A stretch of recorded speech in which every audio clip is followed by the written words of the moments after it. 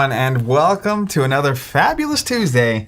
We have a lot to talk about. If you're here for the regularly scheduled afternoon session of Flesh and Blood gameplay, I don't think there's going to be any games happening here today. Just a lot of discussion, a lot of hot takes. There's a lot to talk about today. There is. There's a lot of good energy in the room. It's very nice because you just went to Indianapolis. We both did a couple of ProQuest this past weekend before. Back-to-back weekends. Yeah. We'll talk about a lot of stuff here. So there's a lot of thoughts now swirling around, and you are, of course, in a great position to discuss the metagame and such, so we're absolutely going to do that. Before we do, a lot of times there's a delay a little early in the stream, and it kind of clears up. So if you're seeing the delayed audio video happening, that could be the case or not. I'd love to know if that's happening or not, because we hate to get halfway through a video and learn that that's going on. But it looks good on our end, so hopefully maybe if you refresh or something, it'll clear up. And then secondarily, we've got a new thing that we're going to test, which is I'm not aware of this. Which is the calendar of events for this week and next.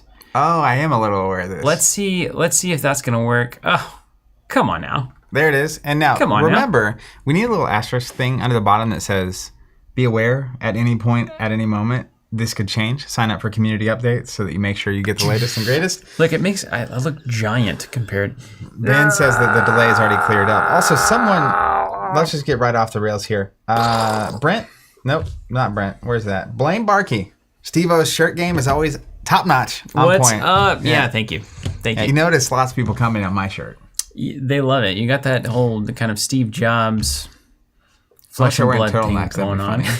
And like those, like he wore those like classic blue jeans and the white sneakers. You got the black jeans on though. That's right. So that makes you kind of the Viserai of Steve Jobs, really. You're kind of the Hold on, I need to update my Twitter bio. The Viserai of the Steve Jobs Viserai, something. So anyway, you can see what we got coming up. We got Flesh and Blood today. Of course, we're doing Sky Tier tomorrow. There's a new 3-lane map that is phenomenal. It's supposed to play in like 45 minutes. That map looks awesome. The true MOBA 3-lane experience, but not the 7-hour game, which sometimes is nice, but it's going to be fun to play that one. We're going to do the MOBA mode there. We got Sorcerer coming at you on Thursday. I'll say about that one. And listen up, if you haven't been checking this game out now, you know, the Fab community as a whole is probably very much into competitive trading card games, going to these ProQuests, playing these things, having a very tightly designed system, this algorithmic design, where we have these cards that are all doing very similar things in very, very interesting ways, but they're kind of staying in this balanced chamber. The what does somebody call it? The flesh and bones, or the bones of the system of Fab are just absolutely tight, phenomenal. Sorcery's wiling out in a different way. It's kind of like Magic before Magic knew what competitive gaming was. And it's big and it's weird and there's crazy effects happening all the time. You see that blimp? And the art is absolutely unbelievably good. I was not expecting a blimp. I didn't see the blimp.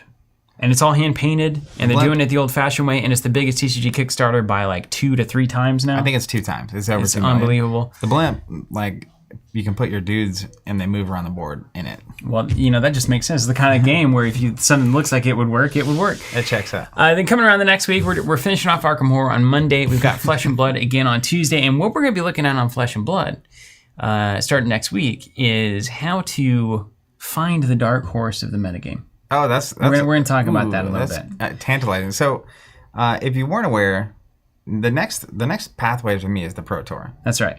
I'm going to Pro Tour Central, and I might be there. The Pro Tour? I might be there in Manhattan. So finding the dark horse and also cocktail. Just getting, that's the next block, right? Yeah. Preparing for that event one way or another. See if you can find one. And, you know, the dark horses of the metagames are not the ones that are probably going to win first or even top 8. But if your goal is like get top 64 or get in the day 2 with something that is nice and like me, like validating for you that you were clever enough to do something with something that is not as good as everything else, then this will be the stream for you. And of course, it'll be filled with all sorts of great nuggets of wisdom from Zach. I'll do my best. Then let me finish this on. Oh, you're going through the calendar. Next day we're doing Sorcery on a Wednesday, so we're shopping that all the way around. Make sure every audience gets to see it. And then we're back to Lord of the Rings, the TCG on Thursday. If you're coming into Fab and you've only played Fab, you've only played modern games, you maybe started in 2010, 2015. Join us for Lord of the Rings on Thursday because it is phenomenal to see how some of these old games function and to understand the history of how a game like Flesh and Blood actually becomes what it is. Because all of these old pillars of these old TCGs kind of drive the cart forward to what we have now. Fab, I think, being the most modern of those incarnations. And in many ways, Sorcery, of course, picking up the slack on the other side, the more casual kitchen table side. So join us for that. Thank you, Calendar. You've done your work. We appreciate you. We'll see you later.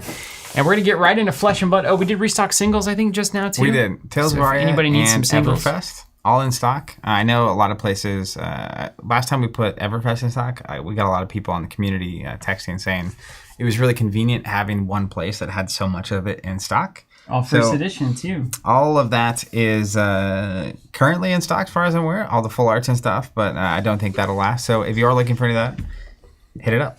Teamcode.com/ I don't know. You'll find the singles. Yeah. You'll find them. There's tags. You can sort them up. Let's rewind it back. Okay, let's talk about it. Something about Little John. ProQuest weekend. Tulsa, Edmond. Like 10 days ago. Yep. Leading into that, we did a couple streams where you were doing the warrior grind. Yep. Bolton, Axis. Dory. I was doing Dory, Axis, Bolton. And I was Bolton just giving you rep after rep against like Viserai, and then we did a little Starvo, a little Prism. Yeah. How do you want to frame the story? I mean, you went into Saturday in Tulsa. Well, we'll talk about my journey. We'll talk about your journey because I think the links of those journeys will be slightly different. So we'll start with the shorter journey. I have two things to say about Dory Axis. The first is that it's a very, very fun deck to pilot, and it's enjoyable to play. And I think it handles the fundamental math of Fab very well. If you're approaching it from like a sealed, limited perspective, which I usually do.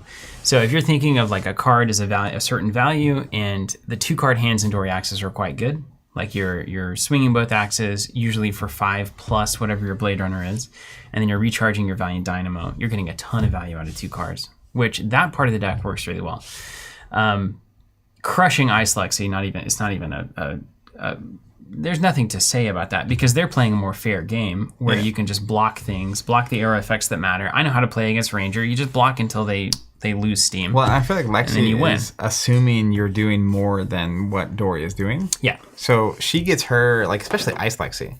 Things like Channel Lake Frigid get really good when your opponent wants to play 6 cards in a turn. Absolutely. Right? But if you're Dory and it's like, I'll pitch and swing an axe. Yeah, and you've got Dynamo coming back online, so you're blocking 4 to 8 every turn, and so you're covering up the arrows that matter. Shunts, you can pay off the blizzards if you pitch a blue. It's not a big deal. So that, a lot of these secondary decks, the Ice Lexi style decks, and the fair decks, we would say, really no trouble. The Starvo matchup was much worse than I expected, and we didn't play many games of it. Like, we probably played 4 or 5 games and just said, well, this is at least can possibly win. Hypothetically doable. Now, the problem I had coming into those events with Starvo, and I actually built a spreadsheet about the night before I was texting you about this, that I ran the numbers on the deck, and if I played out basically every card in my deck in a reasonable way, and they blocked everything as Starvo, there's no way I could win the game. Ram's Head, Crown of Seeds, block. Yeah, so they're losing 0 cards for 2 block. And then if the rest of their hand is just being actually used to block out X number damage, I had the spreadsheet set up where if they blocked absolutely everything, where I had a path to win, I could do like 48 damage total. And then I had it if they blocked everything reasonably. Like, I'm sending 4 and they block 3 of it, right? So they don't overblock. I think I ended up doing 26 damage in the simulation and losing all of my cards. That's not enough. No, notably. So I was going into that event saying if any of these Starvos know that they can just block, and this is I think one of the big problems with Starvo in the current iteration is like in a lot of these matchups that might otherwise attack the game plan. You've got Immovables, you've got Steel Blade Shunt, you've got small hands that can operate well. Against those kinds of decks, Starvo, a good player with understanding of how this game works and what the matchups are, would just block out an Ice Hammer every turn. And if they do that, they won't win the game. So I knew that going in, and I was hoping nobody else did. Spoiler. Didn't play against any Starvos in Tulsa. Okay, how did Tulsa go for you? Let's see. 1 against Prism, first round. I brought my notebook so I can remember. Yeah, I'll never forget. I beat Prism. Hey, that's an accomplishment. It was tight. It was clear, like, the opponent was, like, really nervous. The first round nervousness, and being nervous on Prism is tough because there's so much you have to manage. Had gotten almost no sleep. Had started driving, like, 2 a.m. that morning to get here from, I think, Colorado or something. So that was clear. That the advantage was for me because I just had nothing to lose. I was just like, whatever. And so I did well on that matchup, and then I beat Ice Lexi second round. Then I came up against Chain, got to the last cycle of the deck, so was playing out their last hand basically before they were out of deck, and that's when they got the finishing blow. So like I didn't really have a clear Chain strategy going in. I was like, I'll do some damage up front, and then I'll start blocking out until they run out of gas. And I was like, well, that's dumb. Because like he ran out of gas and he was at 21 health, so there's no reason to do any damage in that matchup at all if fatigue is your strategy. So I think just don't take damage. I think if I would have just blocked out entirely, I could have had a pretty convincing shot at that one. And Dory's got good defense, so I lost to Chain in round 3. Then I beat another Ice Lexi in round 4. Then was there 6 rounds in that one? Yep. Then I lost to a Viserai. I lost to you in round 5. So yeah, you were 3-1. I was 3-1, and then we got paired. We were both 3-1. Really devastating. And I was so annoyed because like it's the matchup I know that I just like can't beat. It would have been something if you had though. And or it was also the matchup where one of us is not going to the top 8. And so that was annoying. So then I lost that, and I was like demoralized about it. And then my last matchup was also against Vis Drayton, who's a great local player. And at that point, one of the best. Nothing was cared about. So I lost that one. Well, he was playing more of an OTK, which was a new experience for me, losing on like turn 3. That's not new, but losing in that way on turn 3 was interesting with the skeleton and the big thing and taking 35 damage through all the blocks. It's crazy. Magic and dark stuff. I don't understand how these cards splitting your soul in half and stuff. Yeah, that kind of stuff. So then I went home. I tweaked the deck a little bit.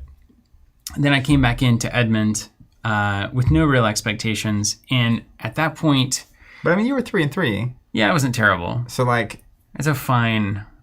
It just ended. It started so good, and then it ended so poorly. Yeah. Not just the losses, but like getting paired with you and then Drain the double Vis at the end, and I can complain about Vis all day. Like it's my favorite thing to do. So I don't like to finish the day on those 2 matchups. Yeah. But an Ice Lexi or 2 got into our top 8, right? One Ice Lexi got to the finals. Yeah. So I'm glad I could beat that at least.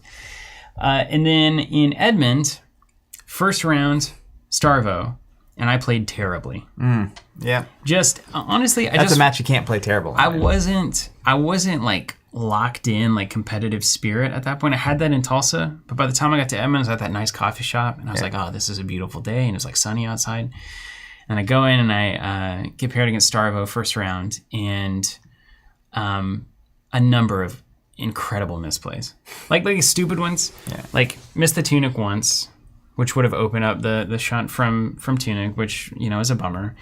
Then had really the tools that I needed to at least make a game of it before they figured out that they could fatigue me probably. But did the thing where like I've got the Immovable and Arsenal, and I know I can block with the 2 block here and the Immovable and Arsenal and prevent the effect.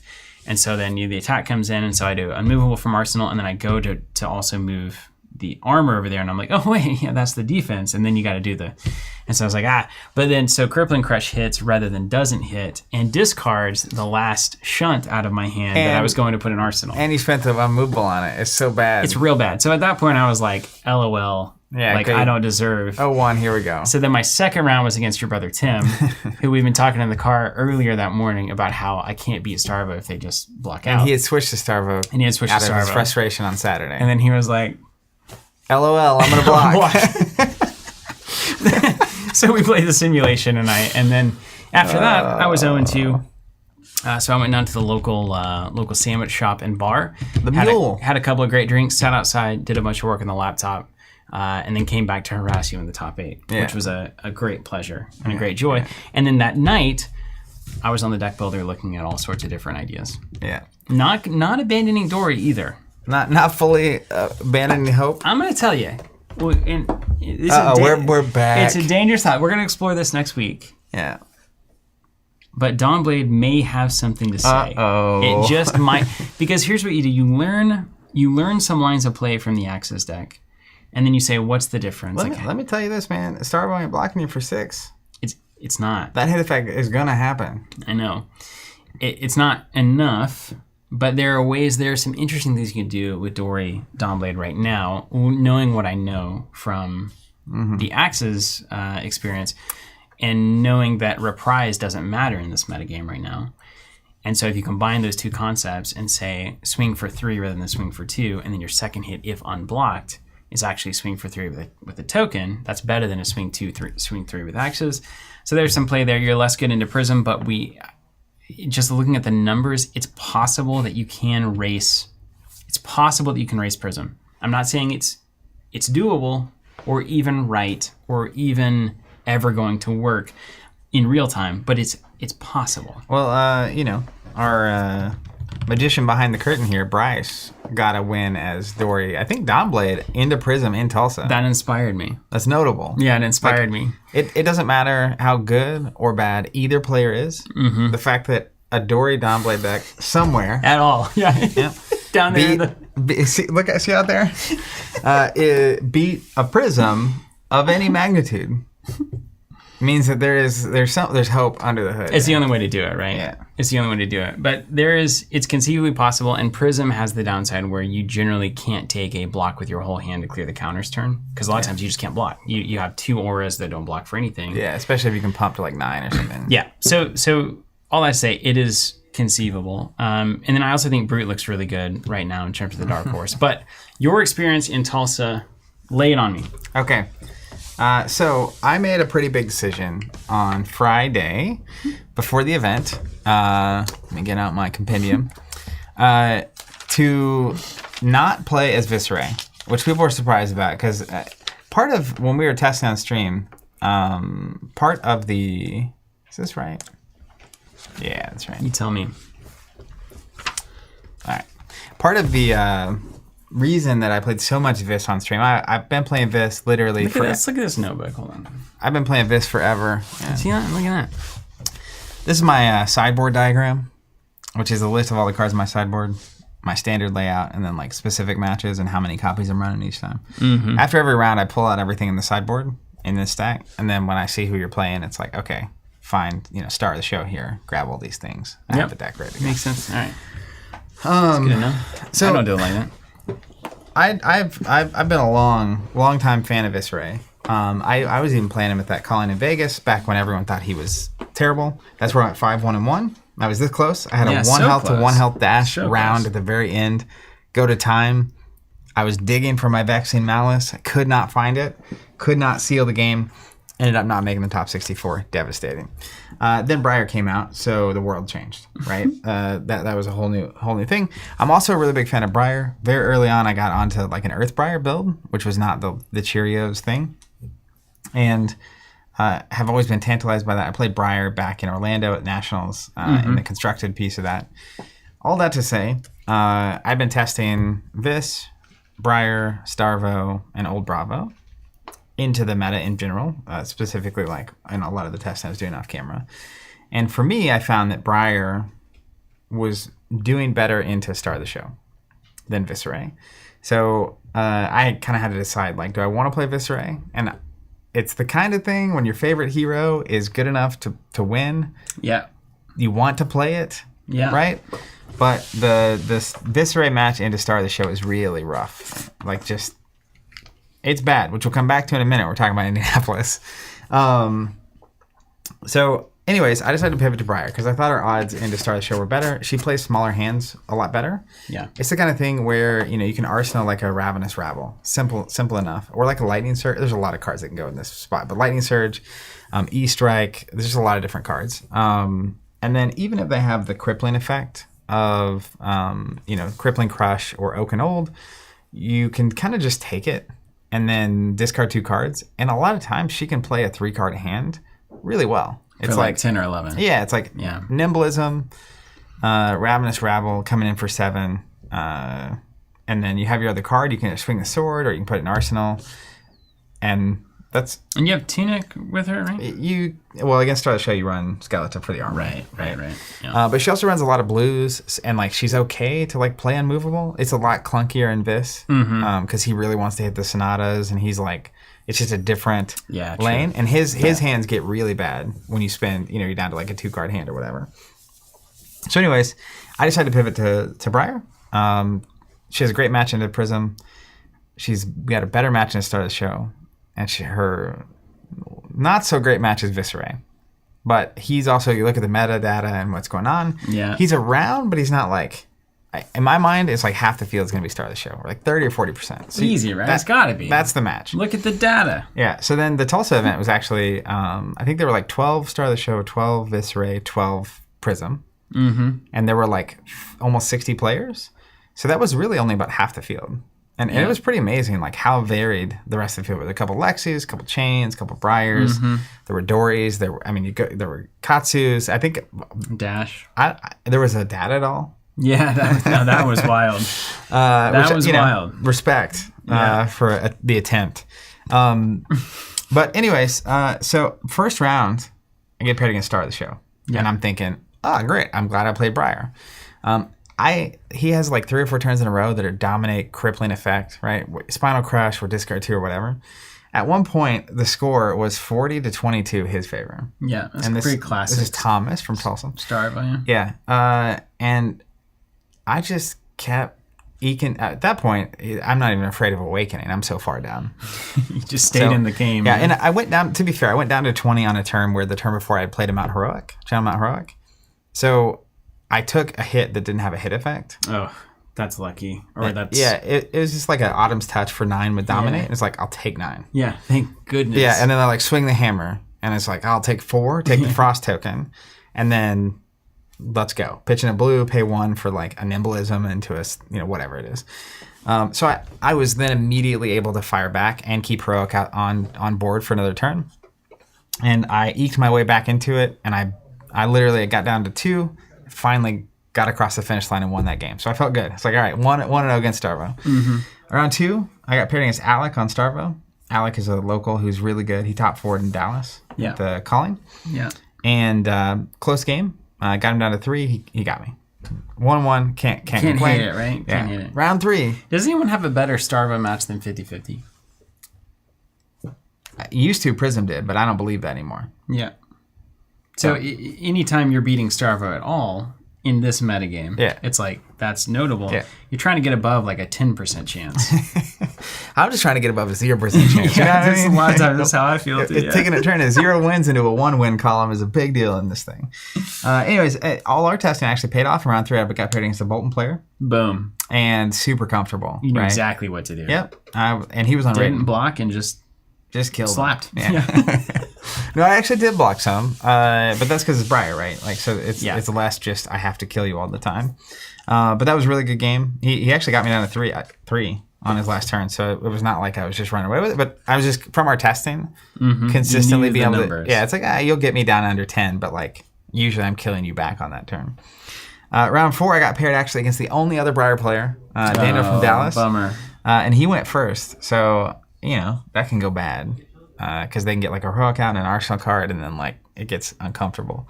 And then I was able to squeak that one out, got it. Then we got paired, of course, and I got that game. Then I played against Ian Riley. Ironically, in the ProQuest I played like 3 or 4 weeks before that, I played Ian in the last game as well. Wow. And I was able to get that game, both games. But like I felt bad because it's like constantly getting around 6, and it's like a win and end scenario. Yeah. And just the same person. It's like that's just that eventually will get to you. Made the top 8 with Briar. Was excited about that. What I wasn't excited about though is our top 8 had 4 Viserais in it. Just awful for Briar. 1 star of the show. Just 1 awful. Lexi, 1 Briar, and then I think it was like a chain, or I don't remember what the other deck was. First round, I got paired against Michael on Viserai from Springfield, and I got him down to 2, but he killed me. And it went about as we would expect, right? I don't. Those are not. It's not a good match for Briar. So I got knocked out, and then we went to McNally South after, and we're talking. And just based on the I mean, there's only 12 star of the show. It was out of 60. It's like it's not a lot. 6 rounds. Underrepresented from what you would expect. Yeah, statistically, it's like you might see 1 in Swiss. Yeah. And then if there's only 1 in the 8, like you just have to dodge it. It's because Tulsa's the new Austin. So you gotta, it's just weirder. Oh, so people just run weirder stuff in Tulsa. Maybe there's a satellite effect of this stream and running weird stuff. Yeah, and I mean, I think in a smaller environment, when you've got 12 prisms running around, and then the Starvos get paired against each other, like it's really easy to see how a lot of them don't just filter through. Yeah. So it's just what happened. So then that night we were talking, and that I made the decision going into Edmond the next day to switch to Viserai. If I can dodge Star of the Show, I feel great about that. And because a lot of those players were going to go to Edmond the next day. Yeah. And you assume they're on the same stuff. And so there's going to be less Starvo there. And so Viserai looks good. Yeah. Now, one of the concerns would be if people see a lot of Viserais are doing well, Prism is less prevalent, which means Star of the Show gets more popular because that's one of his tougher matchups. And also, I knew people like my brother Tim who had played Prism, were frustrated because he played Prism and his one time against Star of the Show, he lost in Tulsa. And it's like, why am I playing Prism? Yeah. Like if I can't even... So he switched to Star of the Show. It's like, how many people are actually going to switch? So I was a little nervous that I was going to switch to Viserai. This time, 25 people are going to be on Star of the Show, and this is going to be a rough go. Fortunately, round one I played against Charlotte, who was playing Chain. Hadn't seen Chain in a while. Yeah, Chain's still here. Yeah. Can you imagine what we were dealing with before that Seeds ban? That had to have been impossible in retrospect. It's tough. I guess Prism did it. And there were less tools too, right? For my everyone gosh. else. I mean, Chain is incredible. Now, he got the Rosetta Thorn, right? Yeah. But that was a new thing. And he got Gloomveil, and he got Runic Reclamation. Like, there's cards he got that are interesting. But yeah, no, he's still good. Can't believe that anyone was beating that ever. Yeah. Really, myself included. Control Prism was what was ever actually beating it. Yeah. But that went well. Round two, I got paired against Austin playing Katsu. I'd played Katsu a lot because my brother. That's also just I think Vis just moves faster than Katsu right now. It must sound like a really control list, maybe, but even then, I don't think he can stop it. That's a freight train happening. It's like nothing worse than being the second best aggro deck in the meta, right? It's just not where you want to be. No. Round three, I got paired against another Bolton. Oh, well, good. Look at us go. I was able to get the game. Interestingly, after that game, I went over to the Mule to visit my friend, Steven, who was enjoying an old-fashioned at the bar. And what I love about this moment... Literally at the bar by myself. It's great. I love it. I walked up, and it's like, yo, I just played against Bolton. The test games were really helpful. And then on his screen, I see he's got, like, Brute cards pulled up. Yeah. And it's like, he's like, I'm thinking, Brute can hypothetically outrace Runeblade sometimes. Yeah, just roll scabs every turn, and you may as well give yourself a shot, right? And it's supposed to have a really good match in a Prism. And I was like, oh, yeah, like Reinar, I think, could be a big good dark horse. And you're like, no. Leviah. I'm thinking Leviah, and here's why. But you actually made some compelling cases. So yeah, you just don't play it the way they want you to play it. You play it with, like, 3 blood deck cards. I mean, that's it. Because it's just Reinar's ability doesn't matter. Intimidate doesn't matter currently because nobody is blocking anything. It's like, oh, you intimidated 2 cards out of Starvo's hand. They weren't going to block with him anyway. So why not get access to Shadow Puppetry, Bonnier Marauder, Carrion Husk, etc. Et cetera. But no, I do think I'm curious, and we'll talk about the current meta and Starvo after we get through Indy in a minute. But there's some interesting heroes that I think are just getting ignored right now. Yeah. And as long as you have a really good match into one of the big 3, I think it's at least compelling to see how everyone's got a bad match in Starvo. So like, yeah. That's what we're going to get into next week. Round 4, I got paired against Alec again. Time for my revenge. All right, let me tell you this story. This game goes beautifully. I was going second. Yeah. He has a not great opening, right? It's not like a Bravo ability, crippling crush. Muddling around. Yeah. I quickly get to a bunch of rune chains. Are you OTK into Starvo? So my strategy with this into Starvo is I'll take 5 to 10 damage. I want to try to do 5 or 10 back, not turn on Awakening. And effectively, I want to get him into the low 20s. So that, because killing him from 20-something to 0 is so significantly easier than 40 to 0. Yeah. You can go full OTK, get like 20, 25 rune chance, have a huge Sonata, and just miss. Yeah. Which, I'll tell you more about that later. But sometimes, sometimes, and this is what happened in this match, right? I had my back-to-back first 2 turns were really good at producing rune chance. So I'm at like 18 rune chance, which is, for those at home that don't know, 18 rune chance is usually about the math you need to go from 40 to 0. I can't believe that. Yeah. It's devastating. It depends on how good your Sonata goes, right? But it's 18 damage already sitting there. Yeah. If you Skeleton the Sonata itself, you're going to get a look at 12 total cards. Yeah. So if you hit 6 and 6, now you have 24 damage on the table, and you have 6 attacks that are in your hand. If the average value of an attack, hypothetically, is 3, right? That's 18 more damage. Mm-hmm. So now we're at 42. But every time you play an attack as Vis, if it has Go again, you're getting the Rune Chant from his ability. Now we're at 46.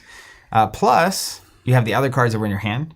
Yeah, so 10 cards on the turn, effectively. Presumably, you can get to like 50, 55. Mm-hmm. A good, Starvo, a lot of times will Ram's Head, or will like Stalagmite for 2, Crown of Seeds, pay off 2 Rune Chants, have 4 cards to block with.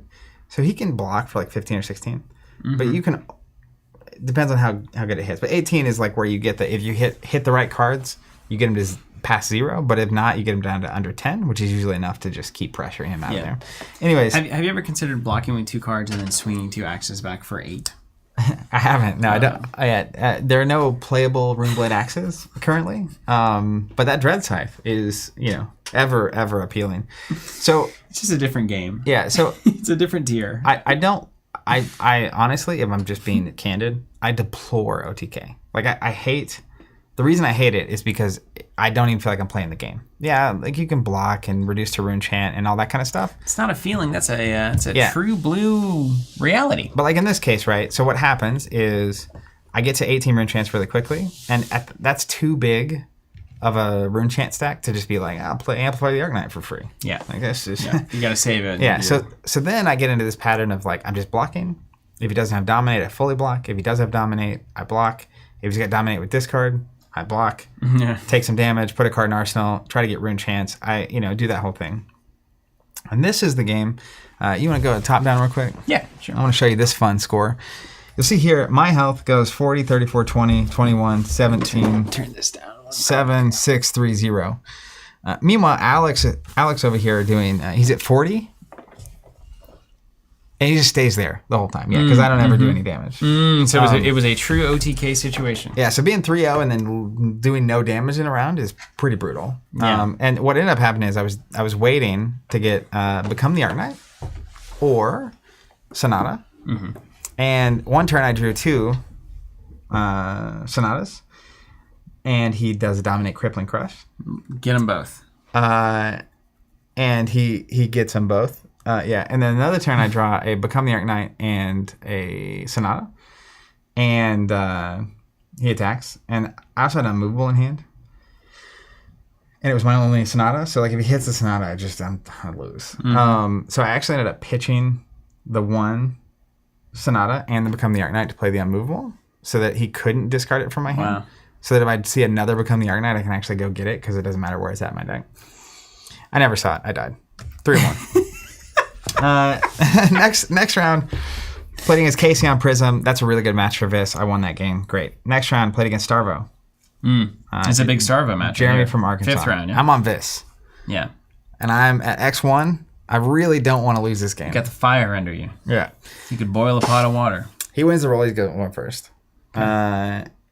Start of the game, he's like, I'll trigger Bravo, Crippling Crush. That's a fine time for Crippling Crush. I have a runic incantation in hand. I also have 2 Sonatas in hand. Yeah. So if he hits and hits both my Sonatas, I'm in the same position I'm in earlier, which is if I eventually need this. If I also draw the other one, I can't play it. Yeah. I don't even, know what to do. Okay. So what I decided to do, and if my brother Tim and our friend Matt were watching, and it was really funny. They're standing here. So I block with an attack and block with my boots, my creepers. And then I pay 1 with the Sonata to use the creepers because I blocked with an attack now and I can trigger his instant. Then I pay 1 with Sonata to play the incantation to get it into play. So then I blocked with a card and the other 3 cards are out of my hand. Wow, that's some hot moves. So I'm blocking for 4, which means I'm going to take 9. but I also don't lose my Sonatas. Wow, that's pretty cool. And I get the incantation in play. I love that. But I lose my boots on turn 1. That's some clever plays. So then you draw back up and you do anything. But when I did that, Matt was just like, and had to like walk off because like he just like couldn't believe that I was willing to make that move on the first turn. But you got to do what you got to do. That was a great game. Everything went in my favor. I had the unmovables at the right time in Arsenal. I got the rune chant cards when I wanted them. I walked them down to 22 health. Got to like 10 rune chants. Got the Sonata and the Mordred when I needed it. And then I hit perfect splitsies and win the game. When it's good, it's good. Yeah, and then final round, I was against Prism, Kai from Dallas. Again, Prism's a good match for me. It was super close. That was actually this is top 1, 2, 3, 4, 5, 6. That's top 8. That was your first game at top 8. That game was insane. Kai from Dallas is the ProQuest champion, right? In Dallas. Yeah. That game was nuts. I came in halfway through that one, or I don't know, halfway through a Prism game is when both players are at 1-1, and you just sit there and try to end the game for like 20 minutes. Like that's the end game for Prism. Yeah, because basically Prism was on 1. Yeah. And I was on 2. 1,000 years. Yeah. And I, with every hand, am just doing everything I can to get at least 3 cards out of their hand.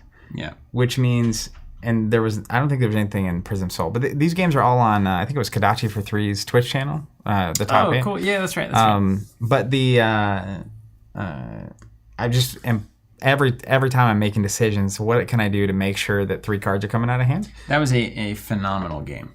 It was really watching it from the sidelines, phenomenal, because it was like it kept the pressure on, and then every time there was a wiggle out, there was an Arclight Sentinel that came out and prevented that killing blow, and then stumbled a little bit. Prism player had 2 cards in hand, launches a Herald. You had the 6 in hand at the right time, crushed the Herald. Like that happened multiple times back and forth. It's like, no, It was nuts. Until I finally had the hand to get it done. And it was a super close game. And then top 4, I was playing against Jeremy. He was the 1 seed undefeated. He was also on Viserai, so a mirror match. And I was joking with him beforehand. And I was like, hey, like I'm the lower seeds, and the higher seed gets to pick who goes first and second. I was like, so, feel free to give me the handicap and let me go first. Like, that would be helpful. And he's like, oh, you can go first. I'm like, really? Are you sure? And he's like, uh-huh. It's like, but really, though, you're actually letting me go first. He's like, yeah, totally. I'd find out later he thinks going second is the right call. Okay. Which I tested last week during the week. And 6 games in a row, the second player Vis won. So they may be onto something. Okay. But anyways, he let me go first. It was an exceptionally fast game. That's also on the YouTube channel. But the thing about the Vis v Vis match is very aggressive. And he's just slapping, right? Yeah, and for me, the thing I've learned is the first moment you have to have a semi-effective Skeleton into a big turn, you do it.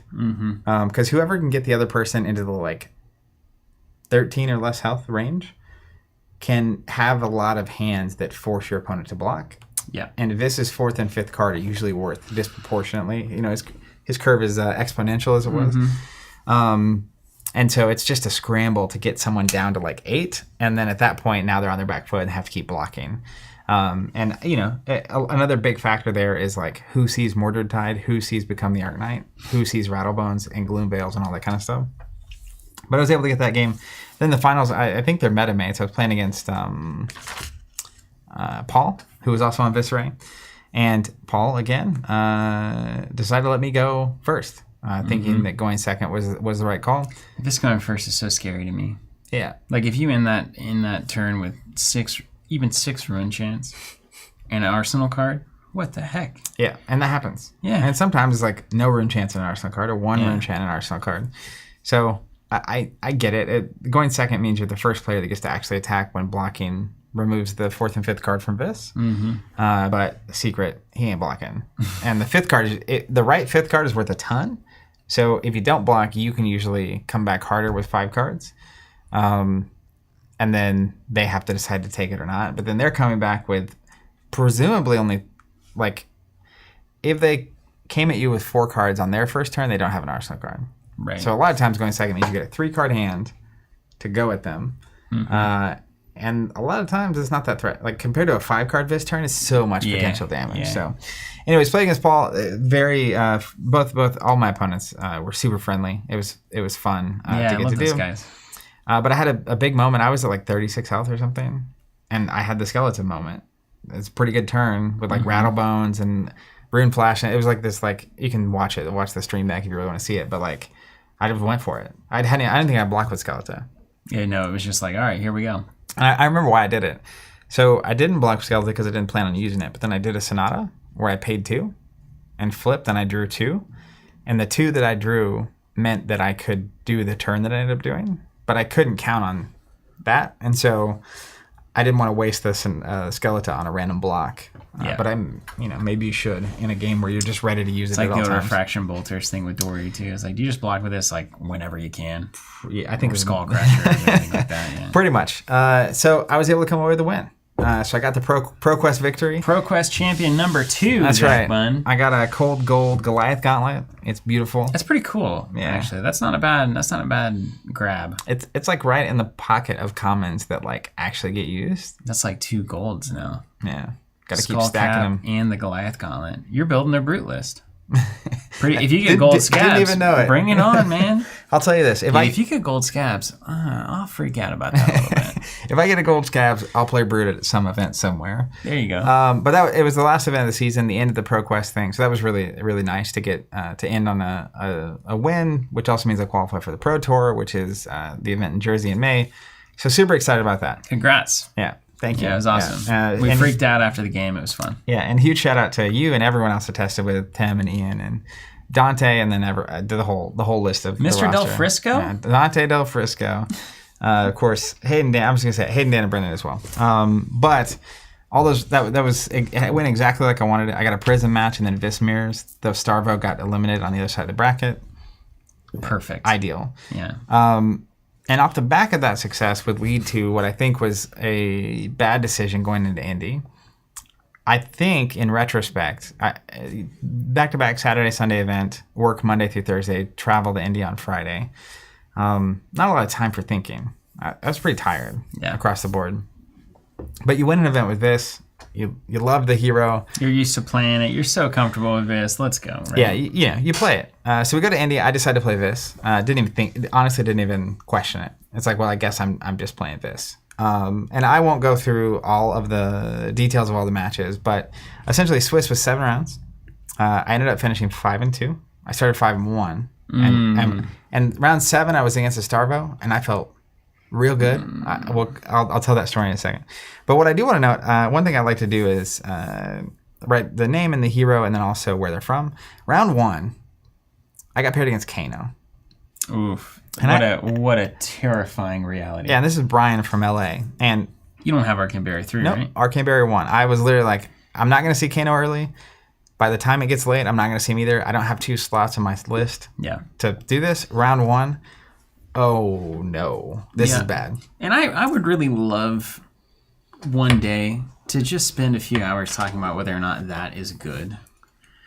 Kano? But for the game? That just might be a part of our discussion. What Kano's entire role in this metagame forever has been is waste sideboard slots on a Kano that you have a 1% chance of seeing. Yeah. And if you do see it with AB3, you're fine. And if you do see it without AB3, you lose and you start the submarine. It's like, is that really what we want? Yeah. But let's not distract ourselves. I will say, our friend, my fellow, or my, what would you even say? Matt Coles. 2v2 world champion, Star Wars SG with me. Also a great tabletop game player. Played against Kano in round 5. They were 4-0.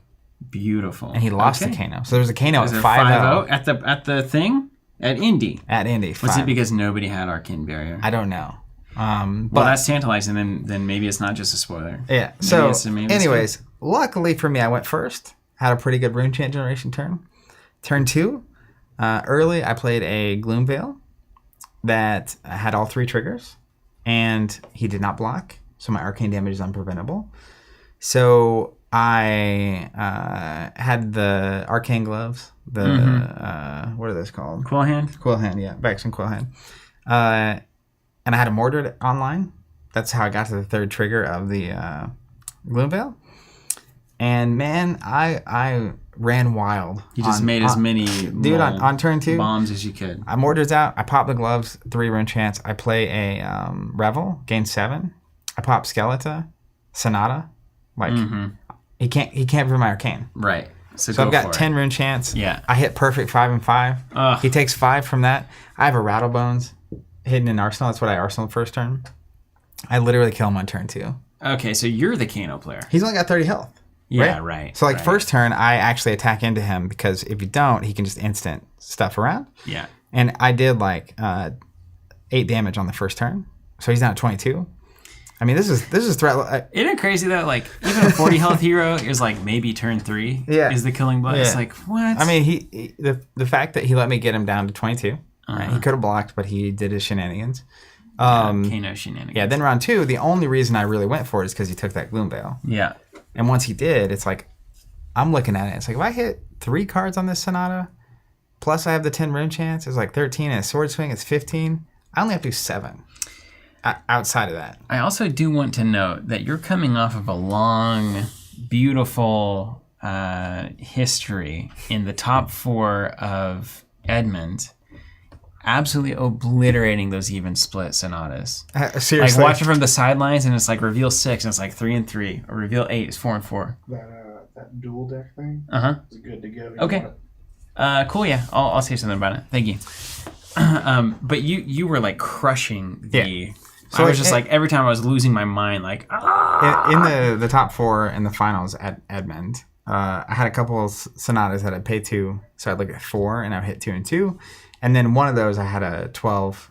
I look at 12 and I got 6 and 6, and And that was the moment when I knew that you were winning. That's just crazy.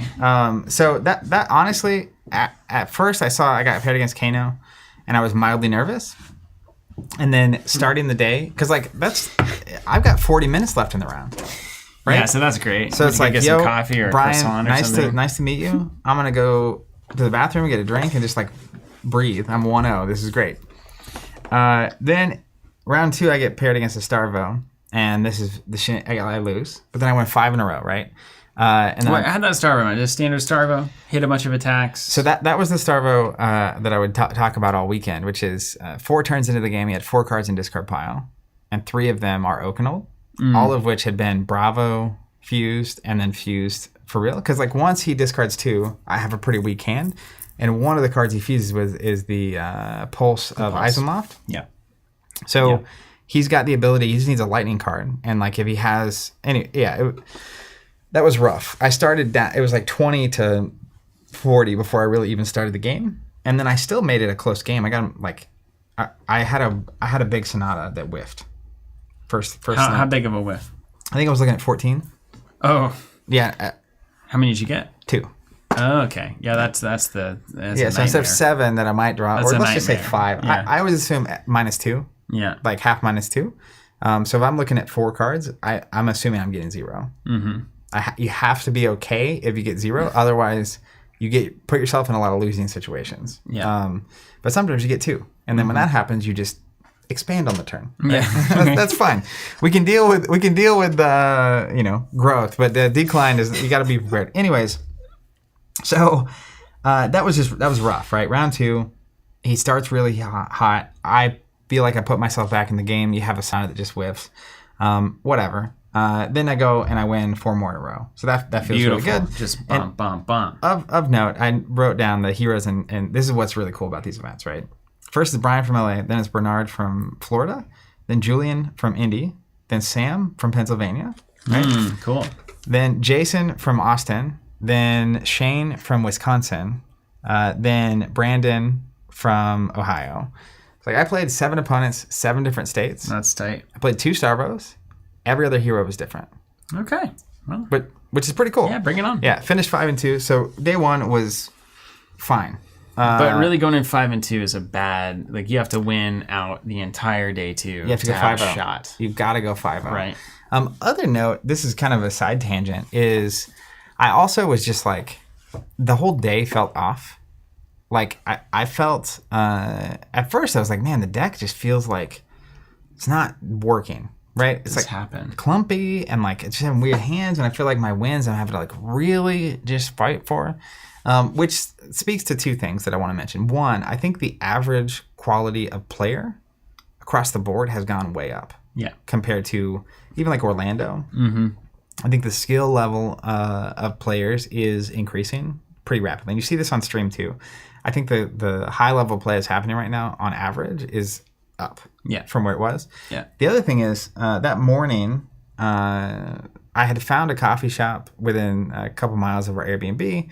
I've been on this like Whole Foods plant-based thing. Mm-hmm. I almost took a bunch of like overnight oats, but it's a 9-hour drive. So it's either you take all the materials or it's just the... Yeah. But I found the coffee shop that obviously has coffee, espresso, but also had like overnight oats and had like avocado toast with all the right kind of stuff that like the whole thing that fits. Yeah. But when I looked it up, I was looking on a Friday when we were driving, and they open at 7. But on Saturdays, they don't open till 8. So we got there at 7:30. They're not open. We have to pivot to a different location, and then they have nothing that actually fits. Do you go to the old like tall boy convenience store or something and get like a gut ripping burrito? Well, they had like, it's not that they had bad things, but it was like a Mediterranean burrito. It's like white flour tortilla, eggs are in it, and bacon, and like these are things that I'm not eating a ton of on a regular basis. And it's so clear to me that like that totally affected how I was feeling all day. That's amazing. Kind of a testament to diet, though, isn't it? And it's crazy. And then the other thing is they didn't have a lunch break, and there were no vendors in the hall. So, like, even with rounds where I had 30 minutes, it's like it's 15 minutes to get anywhere in downtown Indy from where you're at in the convention hall. So that was, I had like mixed nuts in my bag because that's my backup. Like, we'll be fine. But so that day one, at first I was just like, last weekend was busy. We traveled. It's been busy. I'm tired. I think going into day 2, we actually got to go to the coffee shop I wanted to go to. The clean. Yeah, and let me tell you, Emerson, I think it was called, or Amberson Coffee Shop in Indianapolis. If you're in Indy, go there. Okay, that good. Excellent. Okay. Yeah, you would have loved it. You would have absolutely loved it. We've been to Indy a bunch. How can we not find out about it? Well, it was a little off the beaten path of where we normally go, but we'll go next time we happen to be in Indy. Anyways, going into day 2, you got to go 5-0. It's cool. All right, let's do it. Let's go. Shake it up. Round 1, I play against the last remaining Bolton player in the entire tournament. Bolton. Sabres or Raiden? He was on Sabres. Yeah. This is Josh from Alabama, another state. I mean, it's crazy. I'm playing people from all over the world. This is awesome. All over the country, at least. Yeah. Well, is America not the whole world? I like Ron Swanson's, history began in 1776. Anyways, the amazing thing about this, he was on Bolton combo. He did something really cool. Turn 1, Soul Food. He was playing Soul Food. 4 cards in Soul. He's ready to go. That's when it's at its best, man. He's also got the Hope Merchant's Hood. Okay. So he's like, I'm ready to dig for this combo if I need to. You know what I mean? Yeah. Let's roll. So he's got 3 turns to get it out. Yeah. So I'm like, all right. I mean, I guess I got to go, And turn 3, I just had the like, it's sort of like those Vis matches in the cut. It doesn't look like I've got much going on. And then all of a sudden I'm like, more to tide. And then like I just go ballistic on And then all of a sudden you're doing more than the Bolton combo. Yeah. So to start day 2, I win 40-0. Okay. But he had a Soul Food, so that was... Which is crazy. And props to him for playing Soul Food and also being 5-2 with Bolton. You think he sided it in when he's going first? Maybe. Probably. That's the way I would have done it. I mean, if you're on actual genuine just combo, the slowest part of the deck is just getting to enough soul. Yeah. And if you're putting a card in soul anyway, when you like play a 0 for charge. Yeah, you lose 3 damage, you gain a soul. Let's go. Block 2, Soul Food 2 in. But he was also like, it was really just a fun, like, it could have been really tense. And I think we were both just kind of having a good time. Yeah. Then I played against Ryan from New York City on Starvo. And so this is where you know how day 2 is going to go. Yeah. And this is a heartbreaker for me. I get him down to 18, feeling good. Got the rune chance, and I'm just digging for Sonata. Digging. It never shows up. Just never. So I lost. Yeah. Nice. So then now I'm out. Right. Okay. I'm out of this thing. I'm like, well, I'm here. I'm just gonna play it out. Yeah. You playing for Elo at this point? I mean, is there Elo? There is elo, but like I was also was relatively highly rated. So if you drop, does it not? It doesn't spike your? No. So if I drop, at the time I'm 6-3, so I have 3 more wins than I have losses. My elo would probably bump by 10 to 20 points.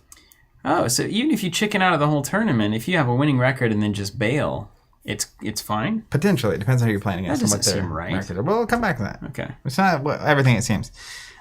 So I lose that game. I decided... Was it Joshua Lau? I can show you a picture. He does a lot of... It is Joshua Lau. Yeah, a good amount of content. Yeah. He's like a Bolton extraordinaire. Yeah. He was really a great opponent. Just had a good time. I've watched some of his videos. So the next round I got paired against Matthew, playing Prism. Love that match. I won. Great. And even now I'm like 7-3. That's not bad. Like, this is cool. I'm gonna keep playing. Get that elo pumping. Then I get play against Kyle from Wisconsin on Viserai. I'm like, oh, I've been slapping these things down for weeks. Did you go first or second? Good. I went second. It went miserably. It was like... You were the one getting dunked on now. Not even like... he played all of his Mortar Ties. He played a couple Revels. I did none of that. I was over there as like, Oath of the Arknight, and then Spellblade Assault. And it's like... this is, I don't know. What am I doing with this? And that was just like, at that point, now I'm just like exhausted and frustrated. Yeah. And so then at that moment, I'm like, I may just drop. I don't know if I've got another game in me. I was like, all right, one game. I'm going to stick it out. Let's do this thing. Yeah.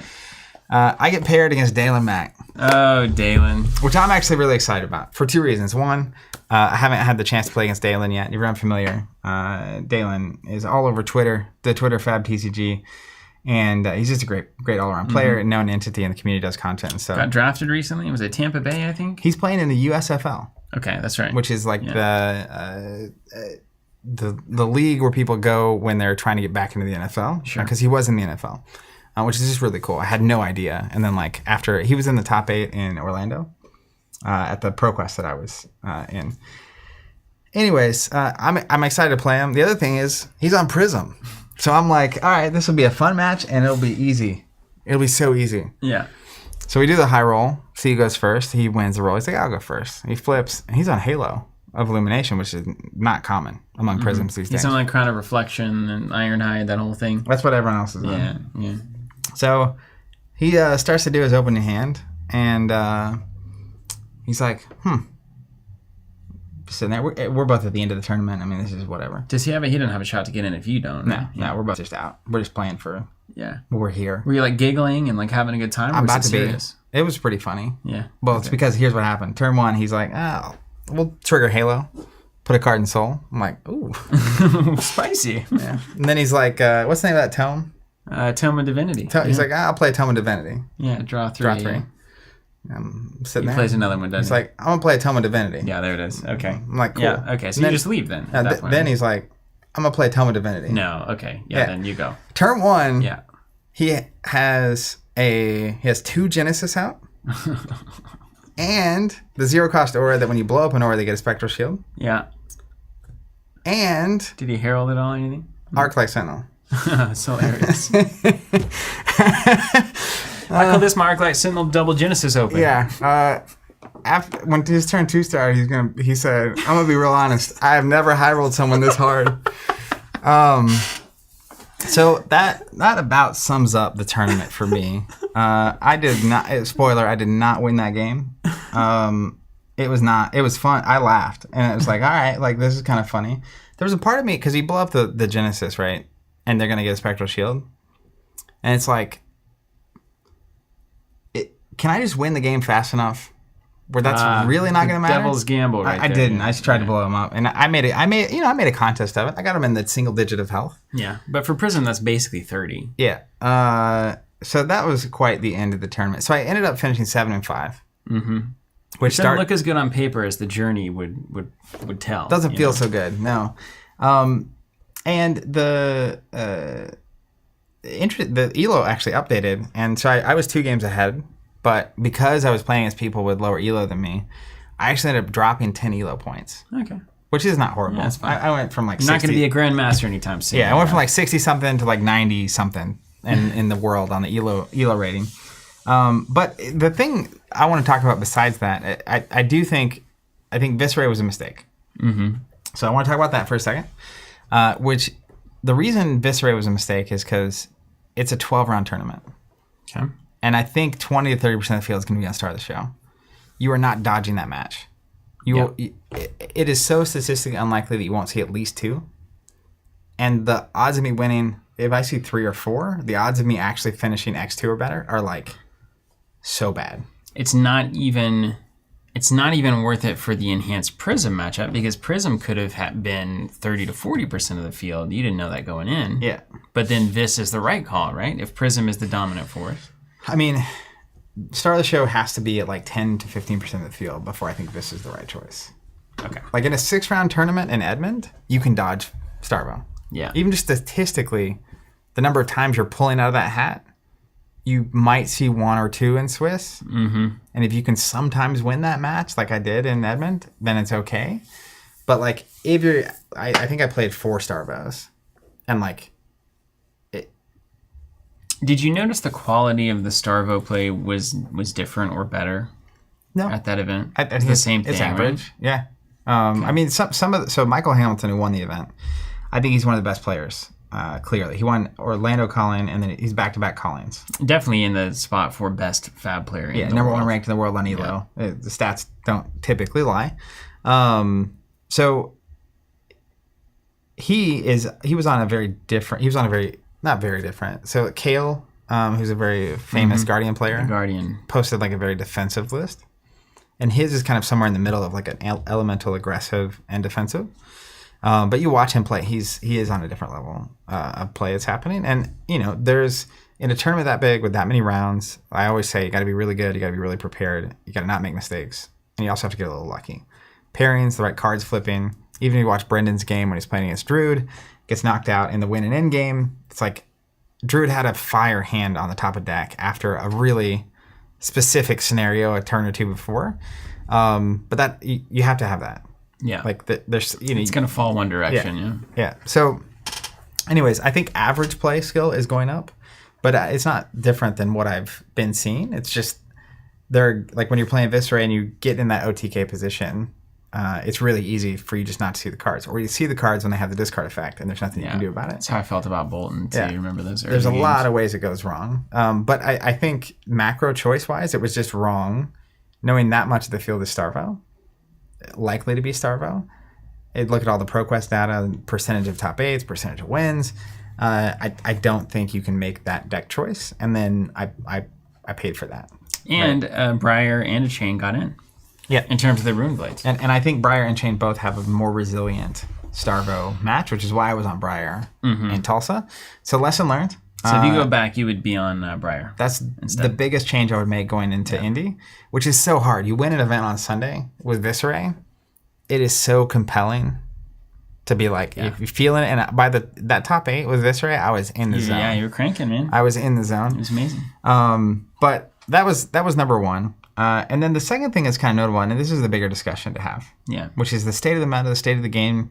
We're like 7 weeks out from a Pro Tour. There's a big announcement supposed to be happening on April 5th, which is the next errata ban restricted stuff. They don't do restricted yet, do they? I think they call it that though. The ban restricted list or something. They did call it that. Before we do that, let's catch up with chat, and then I'm under a great amount of confidence that we do have the Classic Battles box. Dorinthea and Reinhardt is currently, it just went up on our website, so I'm going to check that for everybody, and then I'm going to send a link if anybody's looking for that.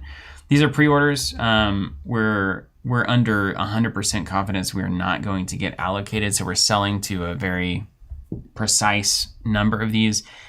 It's our understanding, I don't know if this is the case, but it's my understanding from reading what tea leaves I have that this is not going to be super widely available. Are you feeling the same about this? Yeah, people were wondering if we're going to send this to our Blitz subscription. I think it's a conservative print run that they're doing on this thing. Yeah, and we're not, partially because of the amount of product that's not being made available to us. What that means for the macro print run and stuff, I'm not 100% sure. There's no not like a It's notice. a starter box, right? So you would imagine that it should be available for new people indefinitely, but I just don't. We haven't been communicated with exactly how that's going to go. Well, and I think the willingness to reprint is probably high. I would assume, but who knows? So it is the kind of thing. If you want it, we're going to have it as a pre-order on the website. You can go to the website, you can pre-order that, and we have a finite amount of these things that I do expect to move pretty quickly. Yeah, and there's an MSRP currently that seems to be where they're landing around the internet, etc. So if that changed, I mean, then we're just going to put them up for that and enjoy. If you want those, grab them. Yeah. And if you buy something from us, thank you. Yeah, thanks a ton. Allows us to do everything. I had a ton of people asking about this, wanting to buy it through us, which is an absolute delight. Like that's an incredible thing to be getting in the Discord and being like, hey, I want to buy this from you. It's like, awesome. Like, we love that. So we got it up right now. $49.90. 240 card decks ready to play, cold foil hero and weapons, rainbow foil equipment, full art minters, a quick start playmat, and my favorite thing, a 48-page lore booklet telling the tale of these heroes and how their classic battles became stuff of legend. I assume new brute and warrior cards for use in CC and Blitz. They kind of barely showed that we get a new Dory specialization. Yeah. In one of the card fans or something like that. Non-blade or whatever. Okay, so thank you to anybody who was asking us about that. Those are on the website now currently. Yeah. And excited. I'm excited to see if we get new Dory tools, right?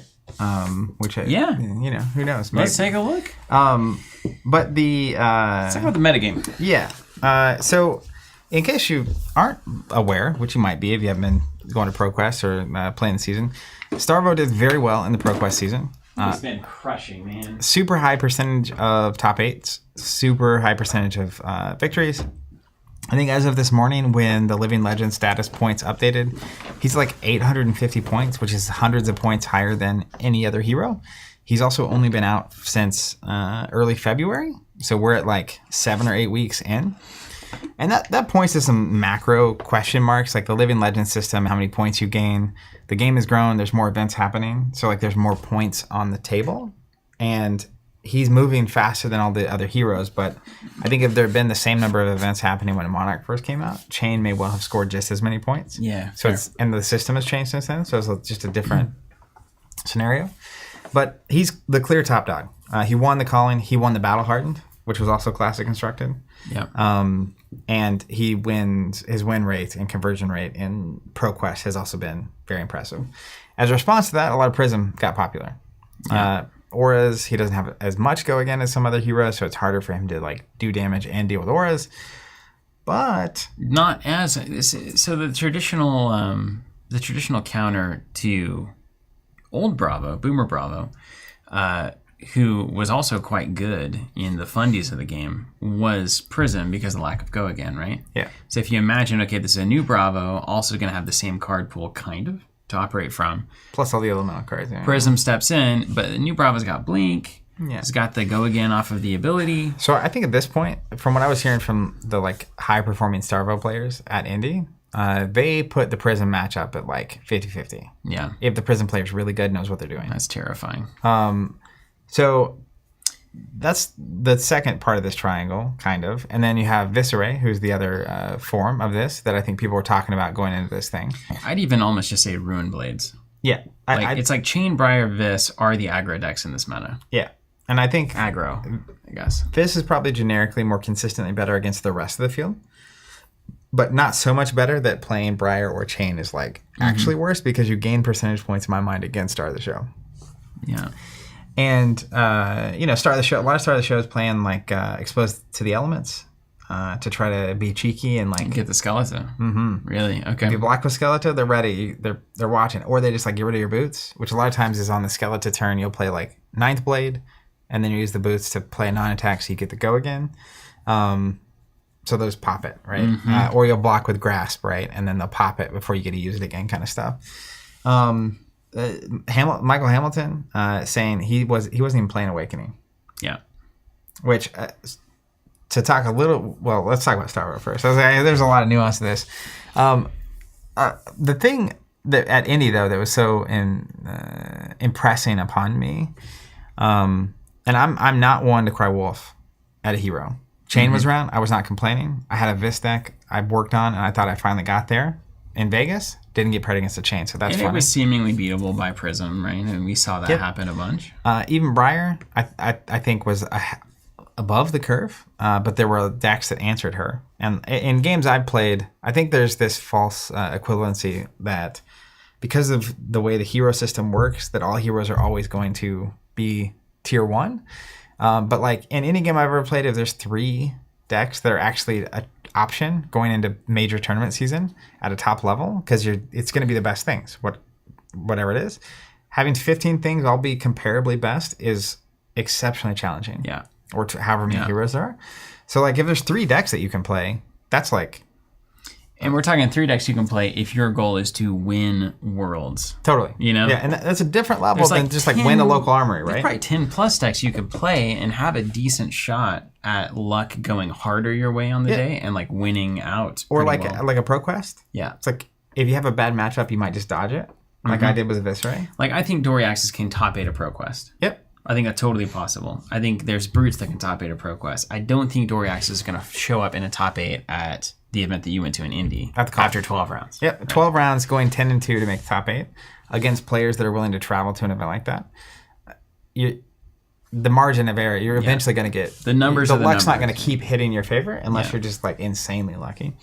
But the thing that was impressed on me the most throughout the weekend, and like I said, I don't like to cry wolf at a hero, but was the general tone and tenor of the conversations throughout the entire event. Which was, it was down. Like Chain and the Briar, like we went to all those call-ins, and like the conversations in between rounds were like, man, I had this really close game against Briar, and like, she did this stuff and she beat me, but like I was playing the game and I was in the game. And even then it was like, I think Briar and Lexi and Old Him at that time were all very exceptionally solid choices. Yeah. And there were a lot of decks on the fringe, in my opinion. Yeah. Viserai, like I remember Matt Rogers playing Viserai there, and people were like, "Whoa, what's going on?" He was set up to try to beat that deck. But the thing that concerns me the most is those conversations, because the number one thing I heard the most this weekend is, "I'm sorry." Mm-hmm. Like game gets finished, someone's on Starvo next to me, and not even playing against me. They're like apologizing to their opponent for what just happened. Yeah. Then you go talk to people, and it's like, "Oh, what happened?" And they're like, "I got Starvo." Like, they didn't want to explain it. Yeah, it's like it wasn't exciting to talk about because everybody knows exactly what happens. Yeah, and it's like, I'm talking to Zach McCullough. He's a Vis player that I've been talking to for a long time, and it's like, oh, like he was 6-1 after day 1, round 1 Starvo, round 2 Starvo, loses 2 in a row, out of the tournament. And it's just like he's coming up and he's like, what happened? He's like, I got paired against Starvo. It's like, oh, and then he's like, I didn't see a Sonata. It's like, I've heard that one before, right? Here we are. Yeah. So he's clearly the best deck. I think I was hoping there was a small part of me, the optimistic remnants of my soul, that something out there would just be like the hidden rogue deck that just like stomps on Starvo, right? Like if as an example, it's not this deck, but like if Reiner had won, and it's like, oh, actually, if you play it this way, I beat Starvo every time, or 99% of the time, and I have a great Prism matchup, and like, wouldn't that be something? But that did not happen. We've had a major event. We've now got 7 or 8 weeks for the first Pro Tour. Starvo's at 850 Living Legend points. There's no more big events before the April 5th opportunity for him to Living Legend out. And I do not envy the Legend Story position right now of April 5th, do you do anything? And if so, what do you do? Or do you just let it roll? And the downside of that is that the Pro Tour is going to happen, your first Pro Tour. And if you leave it how it is how it is. But also, I'm pretty sure the timing of the ProQuest season, they announced the Pro Tour in France happening in August, is going to be partly before the next set and partly after. And the new set is when the Living Legend points actually kick. So you're then looking at half of a ProQuest season as a store. if I know that he's rotating out, like if he wins a Pro Tour and has the points to go, because there's a Pro Tour calling in a Battle Hardened, and I find it hard to believe at this point that he wouldn't get enough points in those events to be gone, and any early ProQuest. But like us, I would totally be scheduling it for as late as possible. Yeah. It's like, how many people are going to want to come to the event in this same format with this same thing going on? Mm-hmm. Well, let's talk about what that thing is, right? So let's unpack that a little bit. Because on the one hand, it's not really the sentiment that Starvo is entirely unbeatable. You can beat a Starvo player. And it's not necessarily wrong that there could be, if you shove all possible tools into a certain hero's kit, that maybe you can counter Starvo maybe 60% of the time. Maybe you can get a win there. Like I'm even thinking of how many defense reactions can you run? How many reinforce the line can you run? Can you weather the storm? Enchanting Melody, Sigil of Solace. I mean, you could go hard. Yeah, so it's possible that if all you're doing is playing against Starvo all day, there is potentially the ability to figure out something to do, and the players can still do work on that problem. But if we look at what the breakdown is currently and how Starvo is winning games, I think that's, we call the Rune Blades the aggro decks. And Flesh and Blood has a hard time with these kind of classic ways of thinking about card games. But you would imagine Prism is kind of your control style deck, where it's going to not have an early advantage. It's going to build a board state, and then over a long game, it's going to grind you down and win. And then you have the Rune Blades, which are basically, we're not blocking, and we're just going to unload. And sometimes, you got to play a little bit with Briar and block some. Chain's playing everything out of his banner zone, etc. I mean, Briar is more apt to block. Yeah. She has less aggro than Viserai. But Vis is all gas. He's all gas, yeah. Chain is all gas, except for he can run out of gas a lot. Like his inevitable end state that will lose him the game. Yeah. But Rune Blades, really barring a dedicated control matchup, and we'll leave Starvo out of the conversation for a second, but barring the old him deck or the Prism control deck, they're going to outrace anything else in the meta if everybody's just playing cards. They're just going to be doing more damage than everybody else.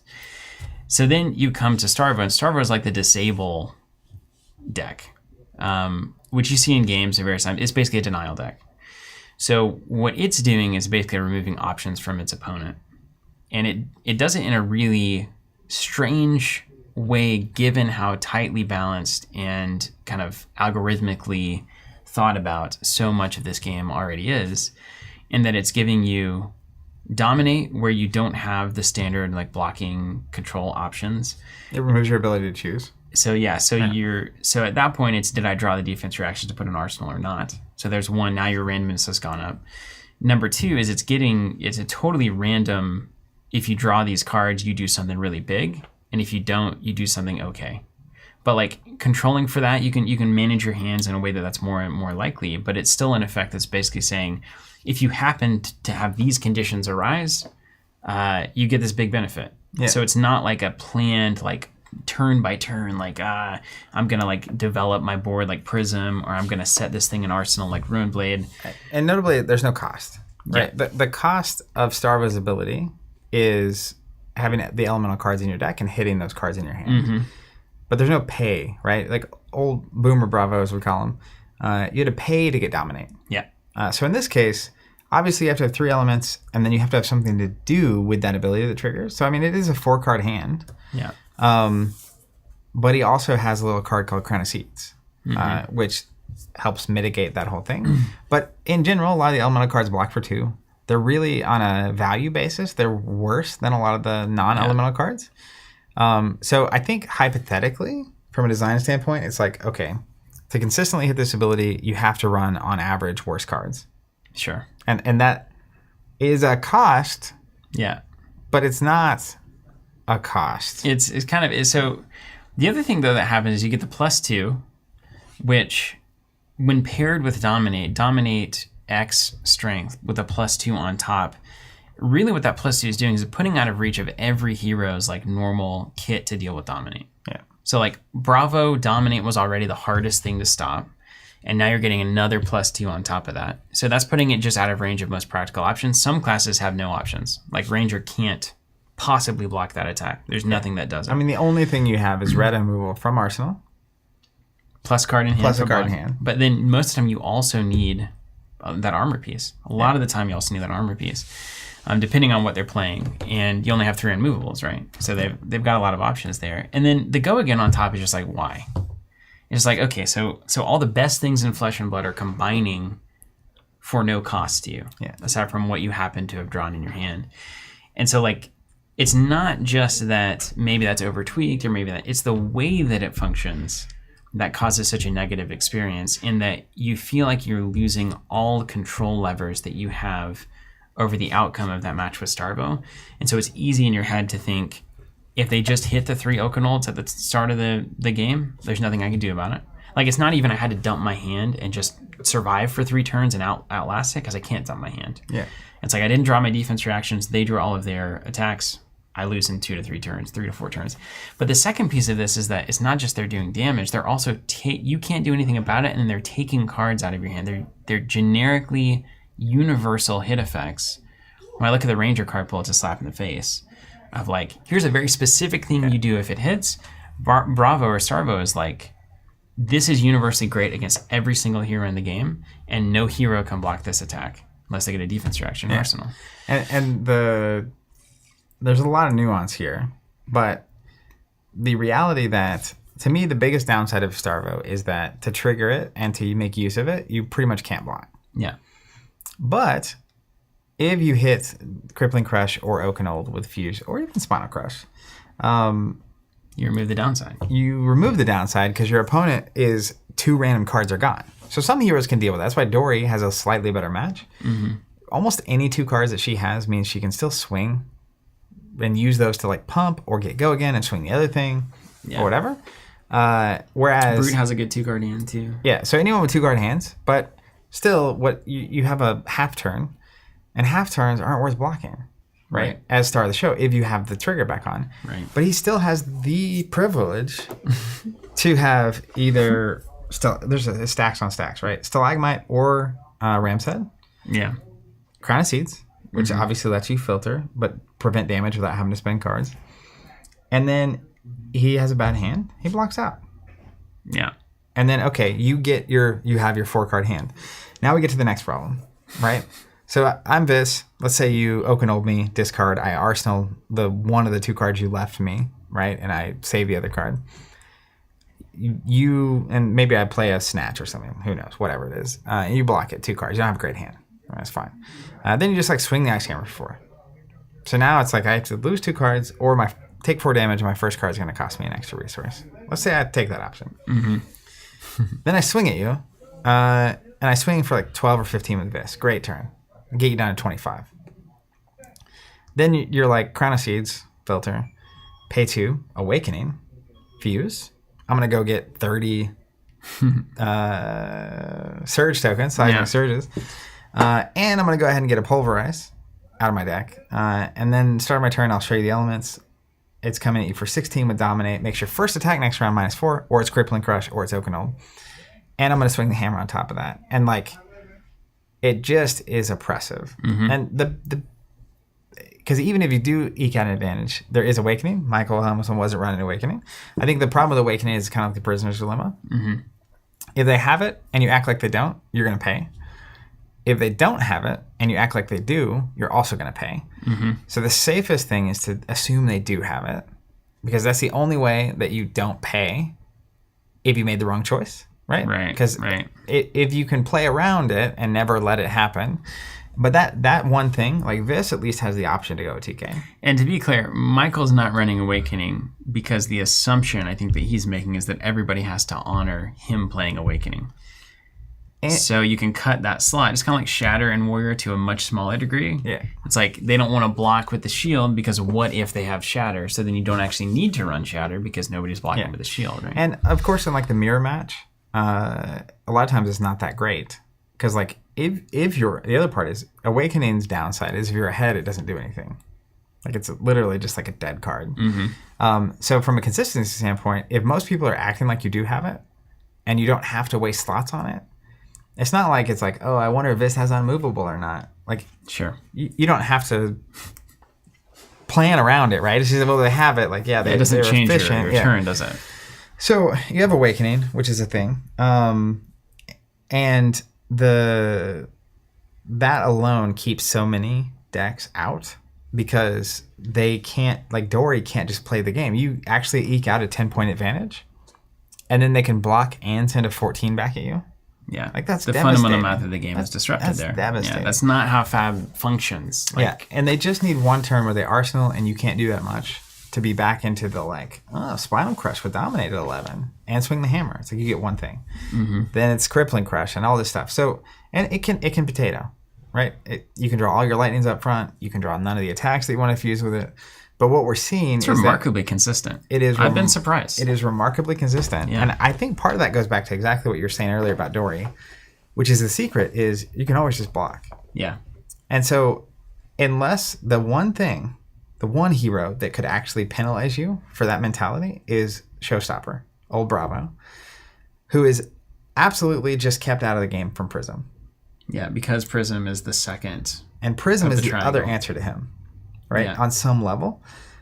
So you have this environment that gets created. But the biggest issue here with Star of the Show, as compared to, I think, Chain and Briar, is that, as best I can tell, if you were in Indiana and you felt any differently, let me know. It's not fun. Yeah. Like, the environment that it is creating when there's 500 people in a room playing Fab compared to even Orlando, as someone who was at all those last year, that there was all the excitement, that is what makes me actually the most nervous. I can deal if the meta is the same at the Pro Tour. I can figure that out, right? Mm-hmm. I'm either going to figure out how to build a deck that is at least 50-60% of the Starvo that I want to play, or I'm going to play Starvo. And I'll get through the event. He's going to rotate out. I'll make it past it emotionally, right? But also that vibe in the community, especially when you've got the organized play tournament momentum going, all these ProQuests that are 50, 60 people, amazing, right? And the ProQuests were great. But that underpinning vibe is the kind of negativity and the kind of frustration that I think could push people out of the game. Mm-hmm. And that is the thing I would be most nervous about if I was Legend Story right now. Yeah, well, that's the reality, though, of those kinds of denial-focused strategies. I mean, this has always been the case. This goes back to, I remember when the choke decks in Game of Thrones were taken over, or whenever I forget what it was. There was a Jinteki deck that was just miserable to play against in Netrunner. Oh, it was just miserable. Was it the mini servers deck or yes. Yeah? And it was the kind of thing where you weren't actually playing Netrunner. You were just hoping that you chose the right behind door number 8 or whatever. And it's the same kind of thing as these grindy, you can't actually operate your deck and you have to rely a ton on luck and the cards coming up correctly. And it becomes a pretty miserable environment. But that's the whole point of, if you think about denial, right? That's kind of the idea, is there's a deck archetype that is preventing you from playing the cards that you want to play. Mm-hmm. And so anytime those kinds of decks get really popular, then everybody is we hate this. Yeah. Because nobody wants to not play the game that they showed up to play. And Starva's not the worst of denial decks that we've seen across card games. There is some that you literally can't play cards. Yeah. And that's absolutely miserable. But I think it does tread into that ground of it's not just beating me like Chain was, where I at least had the exhilaration of trying to rush Chain, or in my particular case, I had 3 red in the ledgers in a row and it got really close. Yeah. And there was a window of I could get here with what I do and what my deck does. I could potentially shut this down. I'm just not sure what the equation is for Starvo aside from Prism. What can my deck do? And even then, if they're the top players feel like they're overcoming that, mm-hmm. and they did. There were 3 Prisms in the top cut, and Starvo still won. Yeah. Which, if I was Viserai in the cut with 3 Starvos, I would not expect to win. Right. It's not that disparate. Yeah. Right. And I think that if you think about Chain and Briar, even if it's just an illusion, they gave you the illusion you're still playing the game. They didn't turn off your game plan. They just went faster than you. Yeah, it's brutal. You picture old Bravo, and it could be pretty aggressive, where he's dominate Crippling Crush.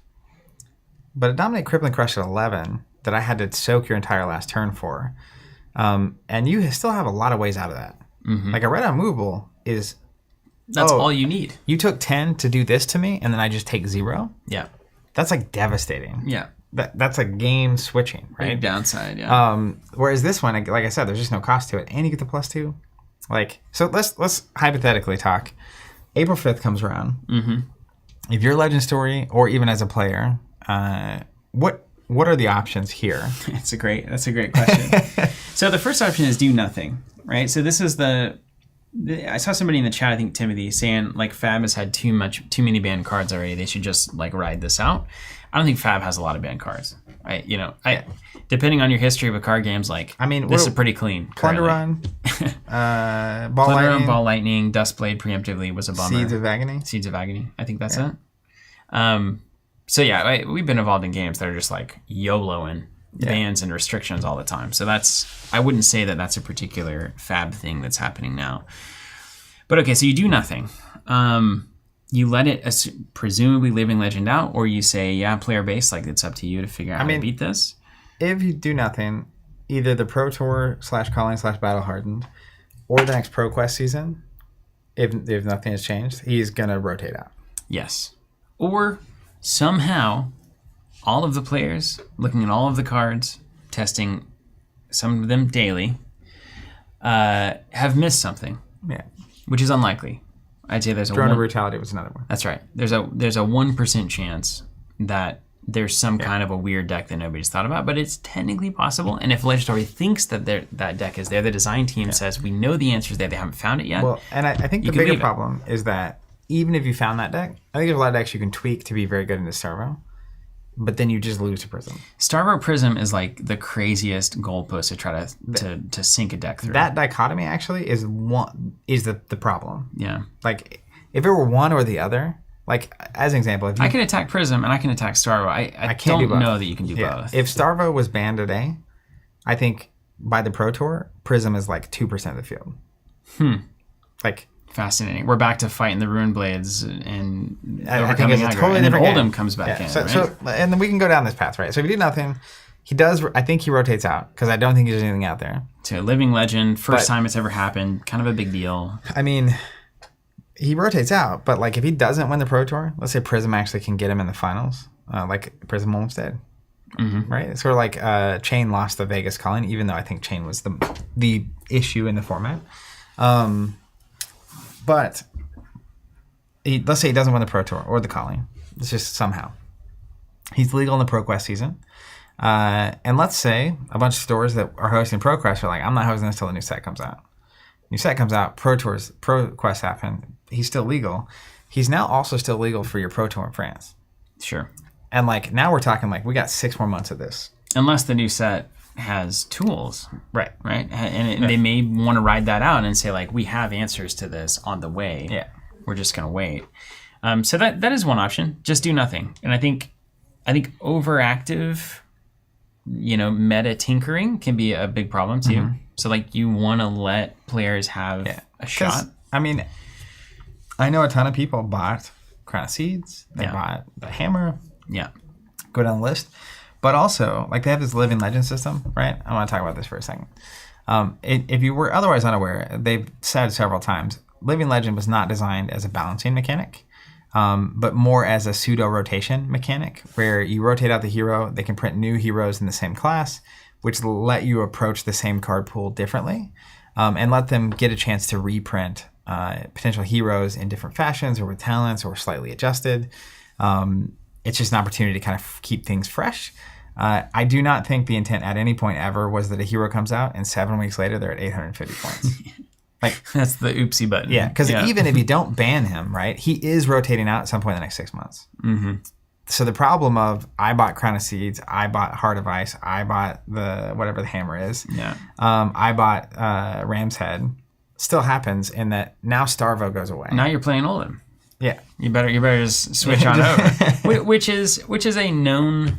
It's a known. I actually have less of an issue with that because it's a known reality of the system that you bought into and the nature of collectibles. Yeah, but I'm saying if your concern is that people have bought this thing, that is already in the system because he's rotating out whether you ban him or not. True. So like that problem, if that's a problem, already there. Is already there. That's not. That's not. And you did not do yourself any favors by putting that in such a good slot in the packs. Like, Starvo. Can we just be real about this and just say all of the base components that you might want to play the game, including the heroes and the weapons that they use, can we just make those widely available? And not have to go through this song and dance of like trying to track down such a critical piece. Well, it's fine if there's a legendary like card, like that, like it's a really cool little gem and it gives you a tiny advantage, like heart or something. But like to play the hero at all, you have to track down this like rare thing. It's like I mean the standard Majestic Starvo is even now like the single price is not. It's not. I mean $1 or $2. There's a lot of them out there. Sure.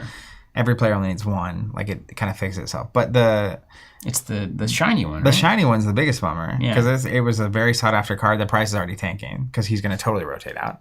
Not that the price matters, but like if you paid, like if I hadn't opened it, I probably would have bought the single. Yeah. Because it's a beautiful card. I love Bravo in general. And it's still those things. Yeah. It is still those things. It is still if those you buy things. it for those reasons, you're fine. But if you're going to have on the collectability front, if you care about collectibles, having a pretty rare card in your set just be not playable after like 2 months, I don't think that's the dream. Yeah. Versus, the cold foil pulses. Those are going to always be playable about those elements. Sure. Maybe the hero rotates out that you wanted to get that card for, like Briar as an example. But like that card is still a card that is usable somewhere by someone, whether it's me or someone I trade it to or whatever. Mm-hmm. Anyways, go ahead. Okay, so we can do nothing. We know that option, Yeah. and there are pluses and minuses there. And that's a very viable option. And maybe you can attack Starvo in a nice way. Then the second thing is we look at least harm tinkering that we can do to maybe bring this more in line. And I just think the fundamental math of Starvo is wrong.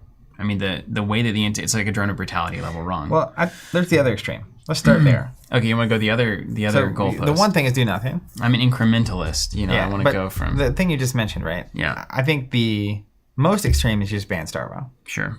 Or you could do early retirement, let's say. Yeah, it's like a living legend early. Any hero that earns 750 points in the first 8 weeks of their existence is a living legend, right? New rule. Yeah, it's the run rule. He did it. He really did it. We're so proud. The carnival showed up. He was awesome. We all loved it for a minute. Then we hated it. Then we loved him again because he was gone. Yeah, and we'll remember it forever. That's as right. a moment in the game. You remember that Starvo moment? Like the people talk about. I didn't play Magic, of course, but people talk about the Ursa saga and stuff in Magic. It's like these whole memories about how broken and weird things were. Yeah. We can have that too. Yeah.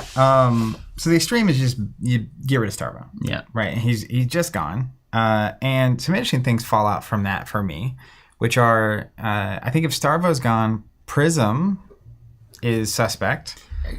Is Prism not a looming problem as well forever? It's fine. Okay. I'm fine with Prism. If you think that, I will back you up on it. It's because I'm a Room Blade, and all the Room Blades dunk on Prism. Except Dalen Mack. It's always the scariest match for me. So I think Viserai / the Room Blades are exceptionally good. They're the aggro pillar of the meta. I think Katsu's kind of in there. But I think the Room Blades set the pace.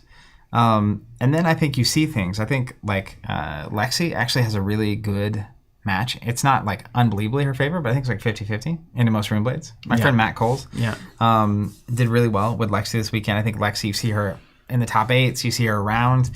Ranger's so bad into Prism. It's so bad. So bad. But if Room Blades are super popular, Prism is going to be gone. So Lexi gets playable because she can actually play into Room Blades. Where's Oldhim in this? Because Oldhim to me is the lurking thing that I just wish would go away forever. So Oldhim is really good into Lexi and also the Room Blades except for Viserai. OTK Viserai punks on Oldhim like it's his job. If OTK Viserai is out of the meta and Starva is out of the meta, can anything beat Oldhim? I think Oldhim beats Oldhim because it's hard to win in an hour. It's literally just I'm going to get a draw, otherwise I win every game. I mean, once you get a draw in the first round, you're out of the tournament. And is it just the reality that you're doing 4 damage and blocking 2 damage with no cards out of your deck? His threat capacity, he doesn't have Dominate really read it. I mean, he has some Dominate now with, what's that new card that just came out? Pulverize? No, I don't know. Pulverize doesn't dominate. It's I don't look at Oldhim cards. Macho Grande. Oh, sure. You also have that ice card that You got fuses Oaken Glacial Oldhim, Footsteps. I mean, he's got, but Oaken, there's some of But it. you have no reason to do damage because you can just sponge it all. So he's just not that threatening. He's controlling, and he's fatigue. And so anyone that can spike damage, like even Vis OTK, even if you weren't on OTK, you're just on Vis. I think he can actually he can create those mid-sized turns that get past that 14 to 15. Oldhim can just block every turn. And that's really the question mark, right? Can heroes do that? But I think Oldhim is somewhat playable. But the main thing is once Prism is gone, the decks that actually become playable go way higher. And not in like this is going to win every tournament sort of list, but like you could feasibly get there. See, but I just don't know. Always this is like an ecosystem. It's like anything in nature where you take one piece out and then all of a sudden unforeseen consequences. Because honestly, I think we might immediately arrive in a Oldhim instead of Starvo. And the reality is any hero that can't do 50 damage in a turn can't be played.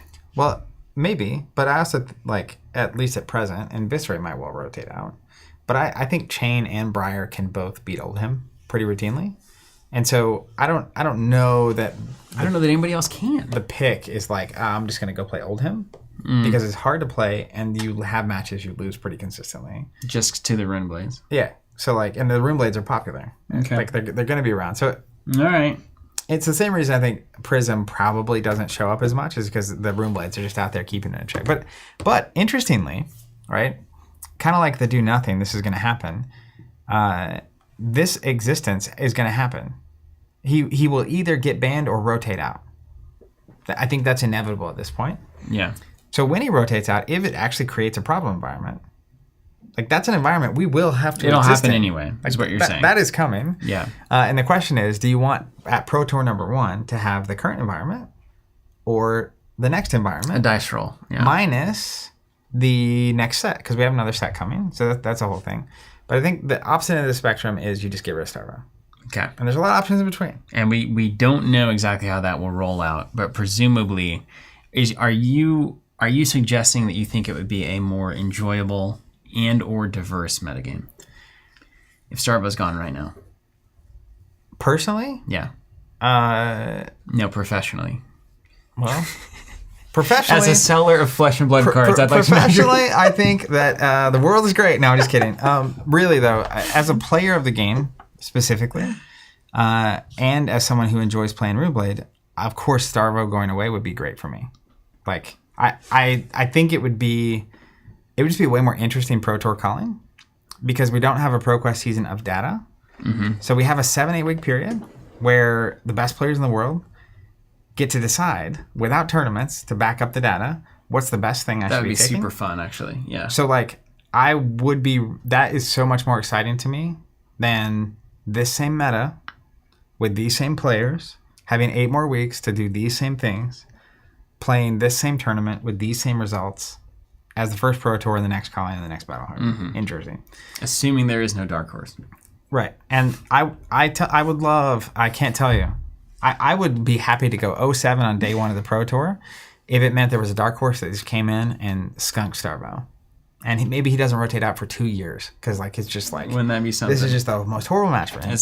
I would label that nearing impossibility. Yeah, but personally, I'd be way more excited by that possibility. Yeah. Now, there are also 1,000 layers in between that also might be super exciting. So different tinkering things you can do. Basic examples of this for me. Ban Awakening. Okay. So now, I don't think that's a hard sell, but I think you probably have to take Skeleton if you do that. I don't know about that. Here's what we can say. We can come out as a design team and we can say, listen, we have finally learned the rules of all other card games, all other designers have learned, which is that if we balance a card game around costs and then we take those costs away, we're going to create imbalances. Yeah. That's just...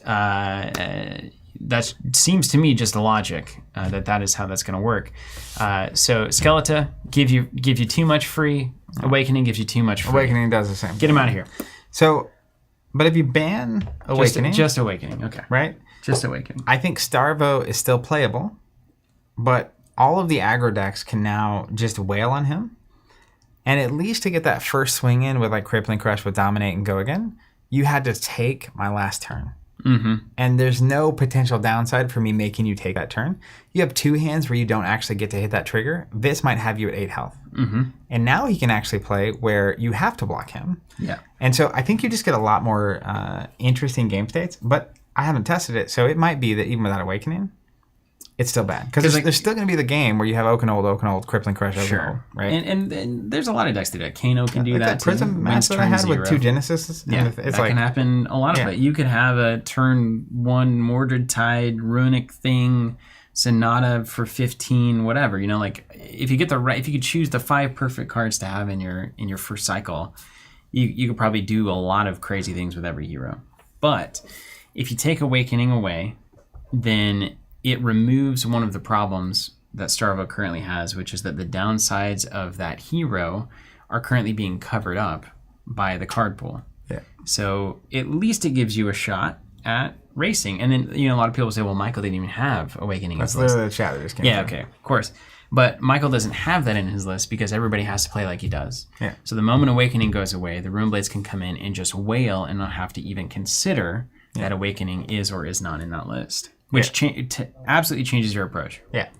Other options that I know people are a fan of, you can make Oakenold an Old Hymn specialization. Yeah. Just errata. That's a classic. Yeah. It looks like an Old Hymn card. Yeah. Right? Most of us already thought it was that. Yeah, and he needs the threat. But that at least tones down how often Star of the Show can just like rip 2 cards out of your hand and do damage. Because 3 of those is usually enough to get the game. Yeah. In like a bad position for you, like really bad. Where you can't just like, they send a 9 Autumn's Touch at you. You have to block it as much as you can now because your health is so low. Like, sure. Because anyways. So that's one thing. I think you could technically errata Star of the Show, which I know they're hesitant to errata a hero. I hate errata. I think if his ability was Or, you get one of those 3 things. You can still get Dominate and Go Again or Dominate and +2. Like you get 2? Sure, 2 or 3 or 1 of 3, you name it. Any of the above is better. 1 of the 3 is like particularly tame. Like it's like, oh, okay, like you got Dominate for free. That's cool. Yeah. Hey, impressive. And Lightning already has Blink and then that 0 cost card that gives your next thing Go Again. Yeah. So like that's one of the 3 cards you are probably going to have in your hand when you're showing the ability. So you have the ability to give it Go Again, but then you have to spend the card to give it Go Again. You actually have to, just have it Go Again. Yeah, like he's putting a cost on things. Yes. Yeah. Genius. So see, that's more interesting already. Yeah. Like, don't you wish that was printed that way? You have to make a choice. Yeah. Whoa. Yeah, that seems good in games, right? I think that's something you could do. You could also do a restricted list like they do in Thrones. They haven't used the restricted list as far as I know.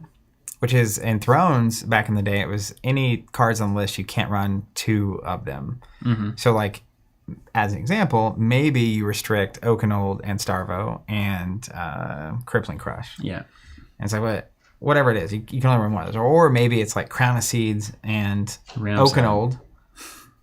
If it's just Crown of Seeds and Oakenold? Yeah. Choose between one of them. Yeah. Oh, my goodness. That immediately is crazy different, right? Because I don't know what they pick, but it's at least interesting. Yeah. So it's undoubtedly a little worse than having both. There's a million ways to slice it. I think if you can get an option that makes Starvo not unplayable, even if he's still pretty good, next ProQuest season, people can still pick up some wins with him. He can naturally enter retirement as a living legend at some point. If you can do that without like really making it funky, like this is a whole new ability that he has that's not what this says at all. Like they errata Briar, there's been no problems with that errata. Yeah, I haven't heard. Yeah, that's true. That's true. I haven't heard a single person be like, "Oh, that was so confusing to me. That cost me a tournament." It's like, So I think you could switch to the or statement really easy on him. Like choose one of these 3 things happening. Yeah. Everyone's just gonna kind of know it. Same with Oaken. That's a pretty easy errata, right? I think that's okay. Technically, I think you can do all that stuff. If you want to be super clean about it, he's gonna living legend, just early living legend or ban him. I think that's the path. I think the only option is early living legend. If I'm a designer, I'm thinking I'm gonna go ahead and ban this card because they're so close to living legend because they're winning so much. I'm just gonna early living legend. First living legend. Have the first living legend. Have a bit of a celebration. You build a narrative. You say Bravo shows up. There's an Everfest carnival. He's on fire. He's coming in. He's winning all the carnival games. He's insane. And then he leaves town, never to be seen again. It's like, we get it. Back to Arya he goes. We get it. You're the strongest one here. Yeah, you did it. You hit the thing real hard. It went up to the top. It made the sound. You got it. You get the stuffed animal. You leave. Yeah. And you know what? I'm kind of inclined to I don't even know. Like, a big part of me advocates for just don't touch anything, because, like, there should be a card pool, but here's the other thing, though, Zach. The cards, we see the cards are designed so tightly until they aren't. Yeah. And so all it takes is one or two of those cards breaking the fundamental rules that this game is trying to establish, and then you have a giant problem. It's not a surprise, right? Awakening is breaking the fundamental rule. Yeah, that's going on here. Like, the exchange should matter. Interestingly, it was fine in Oldham. Yeah, because Oldham never was lower on health. Right. Part of the reason is that his entire macro strategy is counterintuitive to that card. Right. And his way to get kind of back into some games is that. It's the only way, right? Oh. Yeah. So that's what's the context of where these cards are hitting and when they're being tested, right? Like, I'm so curious how Starvo came about. Was there always Starvo? I'll tell you, the first way it came about was, wouldn't it be cool if we combined all three of those elemental abilities, right? Because Lightning's about go again, Earth's about +2, dude, and then Dominate's about the other one, Ice. Yeah. Did you hear that? Did you know that? Yeah, Did you totally. Put that together? Yeah, totally. Yeah. I mean, the entwines kind of get you there, and the amulets and stuff. The idea of a triple element hero, like when they first started the show, right? I was super pumped. I love the elemental stuff. You get to use all three. This would be fun. But I would bet pretty hard on them originally being like thinking that it would be less consistent than it is. Yeah. At doing what it's doing. Like, it's like, oh, you have to run all these elemental cards, and like per card, they're not as good as most of the other cards. But surely somebody can do the math, just like everybody did. Yeah. So like I was testing Starvo the first weekend it came out, and the version I was testing would be totally fine. Yeah. It was doing cool stuff, and it was fun, and it was doing its thing, and I was doing Earthlore Bounty, and like I was just having a good time. And it was inconsistent, but it would have a couple hits in a row, and it's like, wow, this is really crazy. Then you play the tweaked version that won the first battle heart, and it's like, oh. But it ultimately is just math. Yeah. Like, somebody just ran the numbers and said, what is the greatest percentage of always hitting this? And then holding a pulse in hand. So, like, if you're designing a card like that, I mean, imagine the first thing you should do is like, how consistent is this? Let's do the math on it. And the card pool as it is now, let's see what the actual percentage chance is. Yeah. I don't know. Because the numbers don't lie on that. Yeah. It's when you just look at the ability, actually. It's absurd. And on top of the ability, because he's the card pool. He's a guardian, right? And elemental, and has all three elements. He has the largest card pool in the game. Sure. So that's what we're talking about. Is like, not only does he have Awakening, it's like he's got exposed to the elements randomly. And it's like, you're playing as Prism, you just pop their boots. Yeah. It's like, oh, you send a Herald at me now? I just pop it and you can't get to go again. Yeah, you've got a lot of options there. So, anyways, all that to say, the thing I wanted to hypothetically ask you again, to frame this decision, because we don't have a tournament season right now. We have a skirmish season coming up. Blitz. Which is Blitz. Which maybe was wise. Yeah. So, and Star of the Show is not as good in Blitz. Because Viserai can kill you in one turn. Yeah. Kano can kill you in one turn. It's very... It's different. Kaio can kill you in one turn, etc. We love Benji, the format. So, I got it. We love the stock. It's like constructive at half health. Yeah. You see. Yeah. That way you can win in one turn. Yeah. It's really something. It's fast. I mean, dude, when I was beating Kano at 30 health on turn 2 as Viserai, can you imagine Blitz 15 health? Anyways, that's the Pro Tour's coming up in May, right? I qualified. This has to be great, right? Pro Tour has to be great. Pro Tour number 1. It's got to be a big deal. And I actually think that among any other factor is what's going to weigh heaviest on this decision. Over the collectors, over the skirmish season, over whatever. You want Pro Tour number 1 to be notable. Which for the record, is great. That you're thinking, what's the play environment like? Not what's the value of X, Y, or Z card. So personally, thinking about what environment I want to create heading You're into the captain now. What do you do? I create chaos. Yeah. So I might hit not just Star of the Show. I might hit. He's a chaos guy. Seriously, I might be like, all right, start of the show, early living legend. Cool, you did it. I might ban Skeleton, right? Or I might do a restricted list where it's like you can run Skeleton, but you can't run Sonata. Mm-hmm. Like, that to me is totally. You're a reasonable person. Yeah, it's like that's reasonable. You can't do both of these things. Let's tone this down a little bit, right? Yeah. What are we gonna do about Prism? Let's do something about Prism. That's right. Here. I mean, let's get our wish list. Let me tell you what to do about Prism. Luminaris is gone. Okay. Banned. Okay, gone. Just ban Luminaris. Out of here. Yeah. Right? You got to play the other one, right? So, okay. Let's keep going. Yeah, I'm serious. All like right. going into Pro Tournament 1. Can you imagine? As someone who plays every day, right? The excitement that actually fills my bones. And I think the biggest thing here, it doesn't have to even be banned. I think the restricted list, like with Thrones, is actually the most clever thing. The excitement you could create right now, if I have 5 or 6 weeks to figure it out, and I have to go in and just be like, this is what I think is the best. Mm-hmm. Let's see who's got the chops. Is the restricted list too confusing?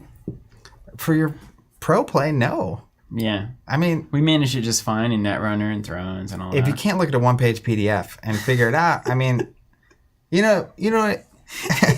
I'm just saying, it will be somehow confusing, but I'll tell you what doesn't matter. If the Pro Tour shows up and there's buzz and you're waiting to see what all the best players are playing and what they came up with, I think a restricted list like in Thrones gives you the power to do that without banning cards. So which of those best players would you be watching? There's a long list, right? I mean, you got what's Michael Hamilton going to be on in a crazy world? What's Tarek going to be on, the national champion from the U.S.?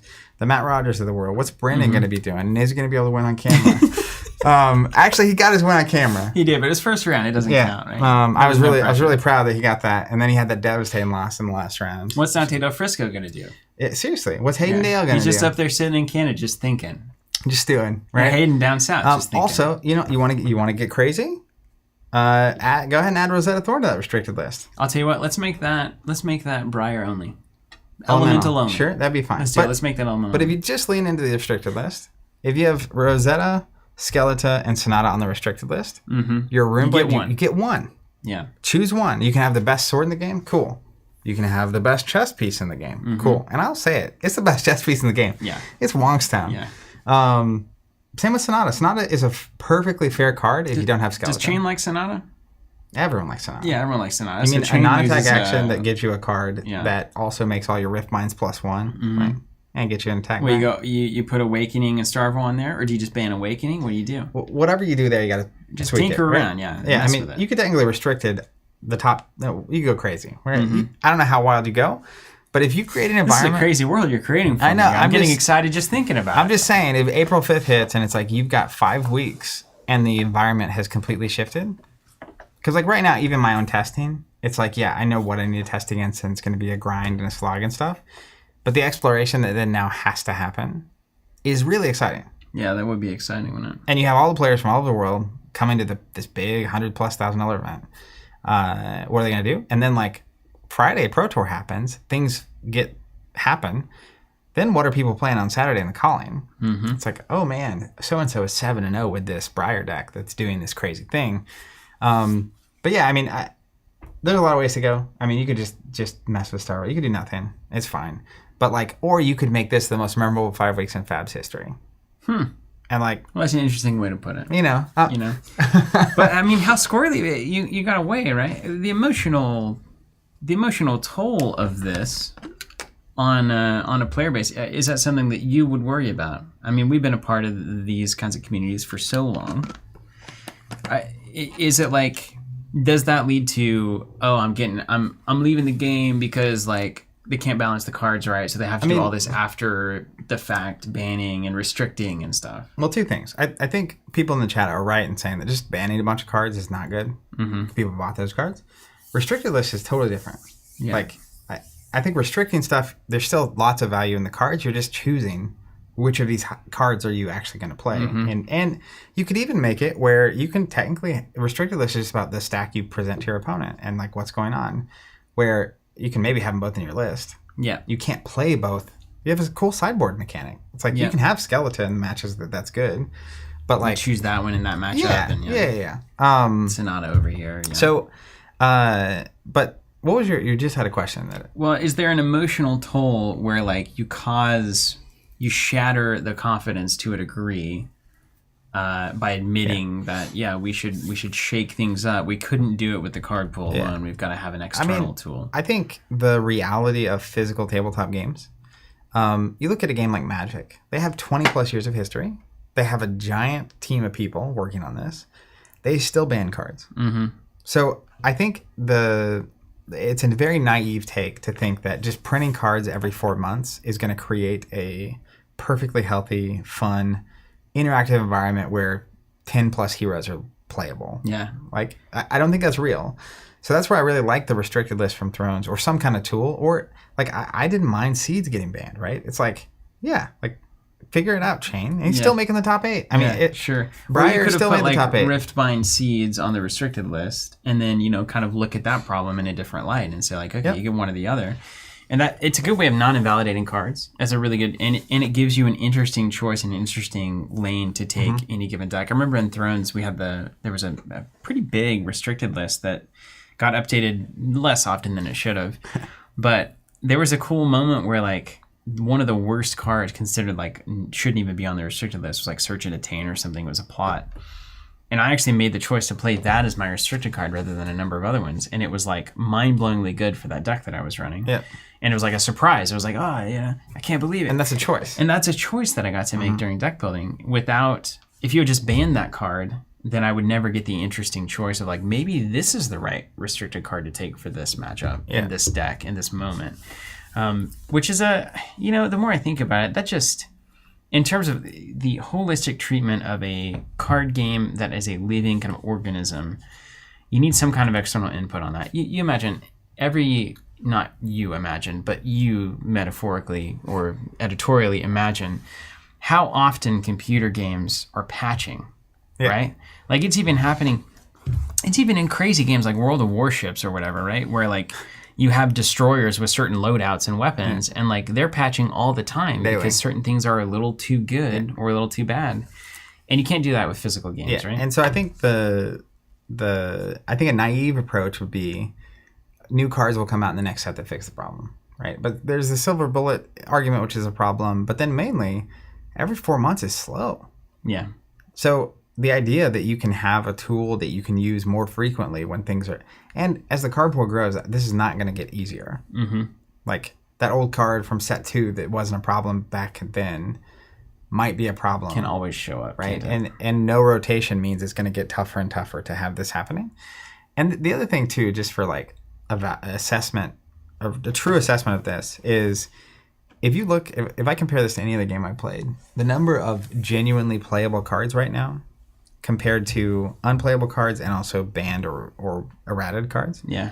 Incredible. It's actually quite phenomenal. Yeah. So it can feel very critical, all of this, but realistically, I think if you want to have a healthy environment consistently, month to month, and not just after every set comes out, and even then, like thousands of players playing a game daily is so much more testing than you're ever going to do front loading it. But I like having a tool to mess with it after the fact. And I think the restricted list is a really good example of a tool that doesn't change the card text. It just becomes a part of the game. And like here is function like how you can retroactively create interactions and choices that don't limit what's possible in your game. Yeah, and I'll tell you what, I think the most compelling, maybe one of the most compelling arguments for this is like, first of all, get away from banning cards. I think that's a great thing to do most of the time. That always feels worse than anything else. Like, Drone of Brutality is a good example of I get why they ban it. Yeah. It's got an effect. Like, Seeds of Agony is not an effect that's a problem. Yeah. It's too efficient in the chain deck. Yeah. You could print a Runeblade at some point, a Shadow Runeblade that can play that. And it's not too efficient. Right? Yeah, that's true. But I think, if you're going to do a giant competitive scene like this, like a Pro Tour or whatever, and I think, people kind of follow in the footsteps of Magic and maybe get trapped in those ways of thinking. But you kind of get to a point, like right now, it's probably never the right idea to have this much of a season with the same cards going into a Pro Tour. Mm-hmm. Because like it's just so easy to solve that and then go to a Pro Tour and see it again. Right? And you really want a Pro Tour to be a big moment for the competitive scene. So you either need to have a set release right before the Pro Tour, like let's say 3 to 4 weeks before, so that there's some kind of energy here trying to figure out where the best decks are going to be. Or you have to have some kind of mechanism to shake things up. Yeah, and they've had the April 5th announcement scheduled forever. Like, that's months ago. So it could well be a restricted list. And they've called it the restricted list from the beginning and not used it, right? So could be built in there, like just ready to go. I think the other thing is, you got to hit print on sets 3 to 6 months in advance. So like getting it right that far out and then not having a mechanism to change it until 4 months after that set. But really, you've already hit print on the next set. It's not like they printed the June set thinking, oh, Starvo is going to be a problem. Right. Or Starvo is going to... They definitely... I would bet money on they didn't think Starvo was going to rotate out. Sure, yeah. They were printing that set before that set even came out. Yeah. And so really the answer to that set is the end of the year set. That's the first time you have a chance to even put cards in. Yeah. But to be like, Starvo's a problem. Oh, no, get this in the next set. By then. I mean, so you didn't waste your time. And then also, if you're already designing that set and those cards... How much of that set are you going to drop to add in things that just answer the things that are going on now that might not even be a thing by the time the next set comes out? So, like, point of all that is I think it's impossible to just release sets every 4 months, have 10-plus viable heroes, and keep everything balanced, and not have rotation, and not power creep, and not all that kind of stuff. There's got to be something. Yeah, the point being you can't have set design be reactive to the current metagame. It doesn't work. It doesn't exist. Yeah. So you got to have something. Yeah, and you just don't be reactive. And I don't think you can have enough design testing time. It's not feasible. There's not enough money. There's not enough time to test the next 8 years of cards and just get it perfectly. Even with the tightness of the system. And, there are cards you can look at, and if you really look at them, it's like, I don't know why you made that a card. Drone of Brutality, good example. Yeah. I think Awakening, pretty good example. Like, once you start working in numerical terms that are not strictly limited to, like, 1, 2, and 3, once you start saying double or twice or free, you need to watch yourself. Yeah. Because that's called a multiplier. Yeah. That's a problem. Ultimately, for me, the TLDR is... regardless of what happens, I would love to have a situation where April 5th comes around and there's this big, giant question and problem for the best players in the world to try to solve. And then what we get to witness in Jersey across the Pro Tour and the Calling and the Battle Hardened is the answer to that problem, the solution that they're presenting. And we get to see who came up with the best solution. And just seeing stuff on stream that you won't see if nothing changes. If nothing changes... You're going to see a ton of Starvo, you're going to see a ton of Prism, you're going to see some Viserai, you're going to see some Bragg, you're going to see some Chain. And then you might have an edge case like Kano or something, but 14 rounds deep into the Pro Tour, we're going to be in Prism Starvo land. And a little bit of Runeblade. Yeah. That's just what's going to happen. Yeah. Which is fine. Now, of course, the counter argument to your TLDR is rather than interacting with the meta with an external list to create the problem, we already know the problem. The problem is Starvo. Going to the Pro Tour saying, can the best players figure out a deck that can beat Starvo and not auto-lose to Prism? Yeah. And Indy makes me nervous that that's not possible. Yeah. Because if anyone was holding anything back... You think it's Indy, or you think it's Pro Tour? One of the last 2 gold tunics on the line.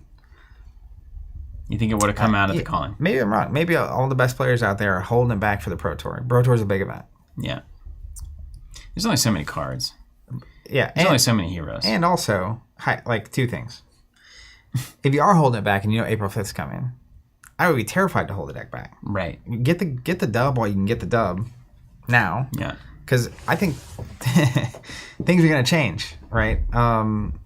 Something's changing. I put 90% chance that something changes. It would be a little strange if it came out on April 5th and said nothing. Yeah, so we're cool with it. Yeah. And again, going back to the vibe I felt in Indy, I would be a little nervous about just being cool with it. Yeah. Not that players won't show up, but there's an energy that you don't want to lose going into Pro Tour number 1. Yeah. Fair enough. Yeah, I had a second point there. Let's take it to the chat. Yeah, we've been all right. Not looking. So you've seen 2 people just yapping about this. I can't scroll up all that far. Zen Trickster, let's start with you. Richard Garfield, a household name. He designed Netrunner. Oh yeah. And that robot game. And Mindbug co-design on that as well. So he's done some work. Old take on balance and design was that R&D should have had 1 to 4 cards banned per set, so that's something to think about too. So Richard's take was the R&D process is good if 1 to 4 cards end up banned. Yeah, which I think you want as a designer. The most exciting, interesting cards are the ones that push limits. Mm-hmm. Sometimes they get banned, but sometimes they push limits and they're not quite bannable. And the kids call those exciting. Yeah, I mean, every card could also be a 0 for 3 pump that blocks for 2 or 3 and has some little hit effect. And like we can play the grindy thing, but big moments are fun, right? Mm-hmm. One way or another. Skeleton has fun moments, and I like the version of even Sonata Skeleton that's like I had a big turn that made 8 rune chance, and then I'm popping and I'm drawing like 3 cards. I'm not a huge fan of and you should be penalizing the player that's just, I'm going to gain 25 rune chance. Right. Anyways. Like they decay. Scour, I think, is the card in Wizard. Yeah. 0, it's like blow up any number of auras. It's pretty terrifying. Call me old-fashioned, man, but I just have all rune chance go away at the end of the turn. But, of course, they haven't designed that in. But, you build up this crazy thing, and then you swing, and then you build this thing, and you swing. It feels good to me.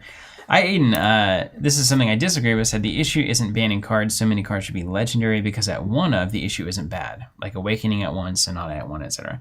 So balance by limit 1 for a deeply competitive game like this is extremely problematic because as you keep doing that, we've seen this. Everything just gets wildly random. And if you draw your 1 of, you win. If I draw my 1 of, I win. That's really not a great direction to go. We've got a podcast coming on this very topic. Matthew Duggan saying, I think if you look at the number of cards released and the number of playable cards, the current ban list and even some additions is actually sort of a really small part of the card pool. Which I agree with that. Fair.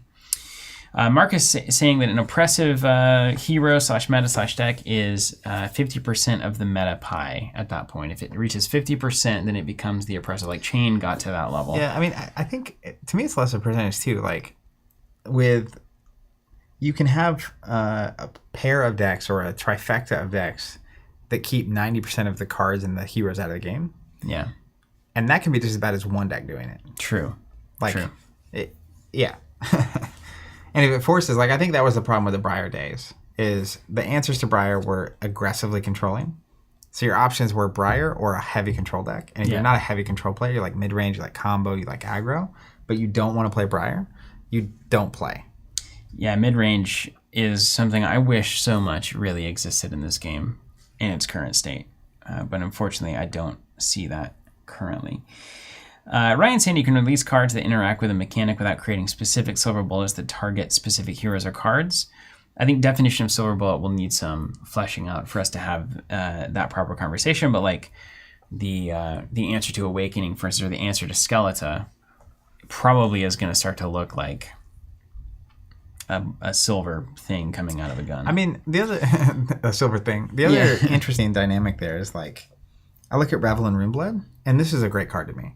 0 for 4 for a card. Yeah, to you. Not unheard of, right? Yeah. Very conditional. You have to attack and have an unattack before it does anything. Mm-hmm.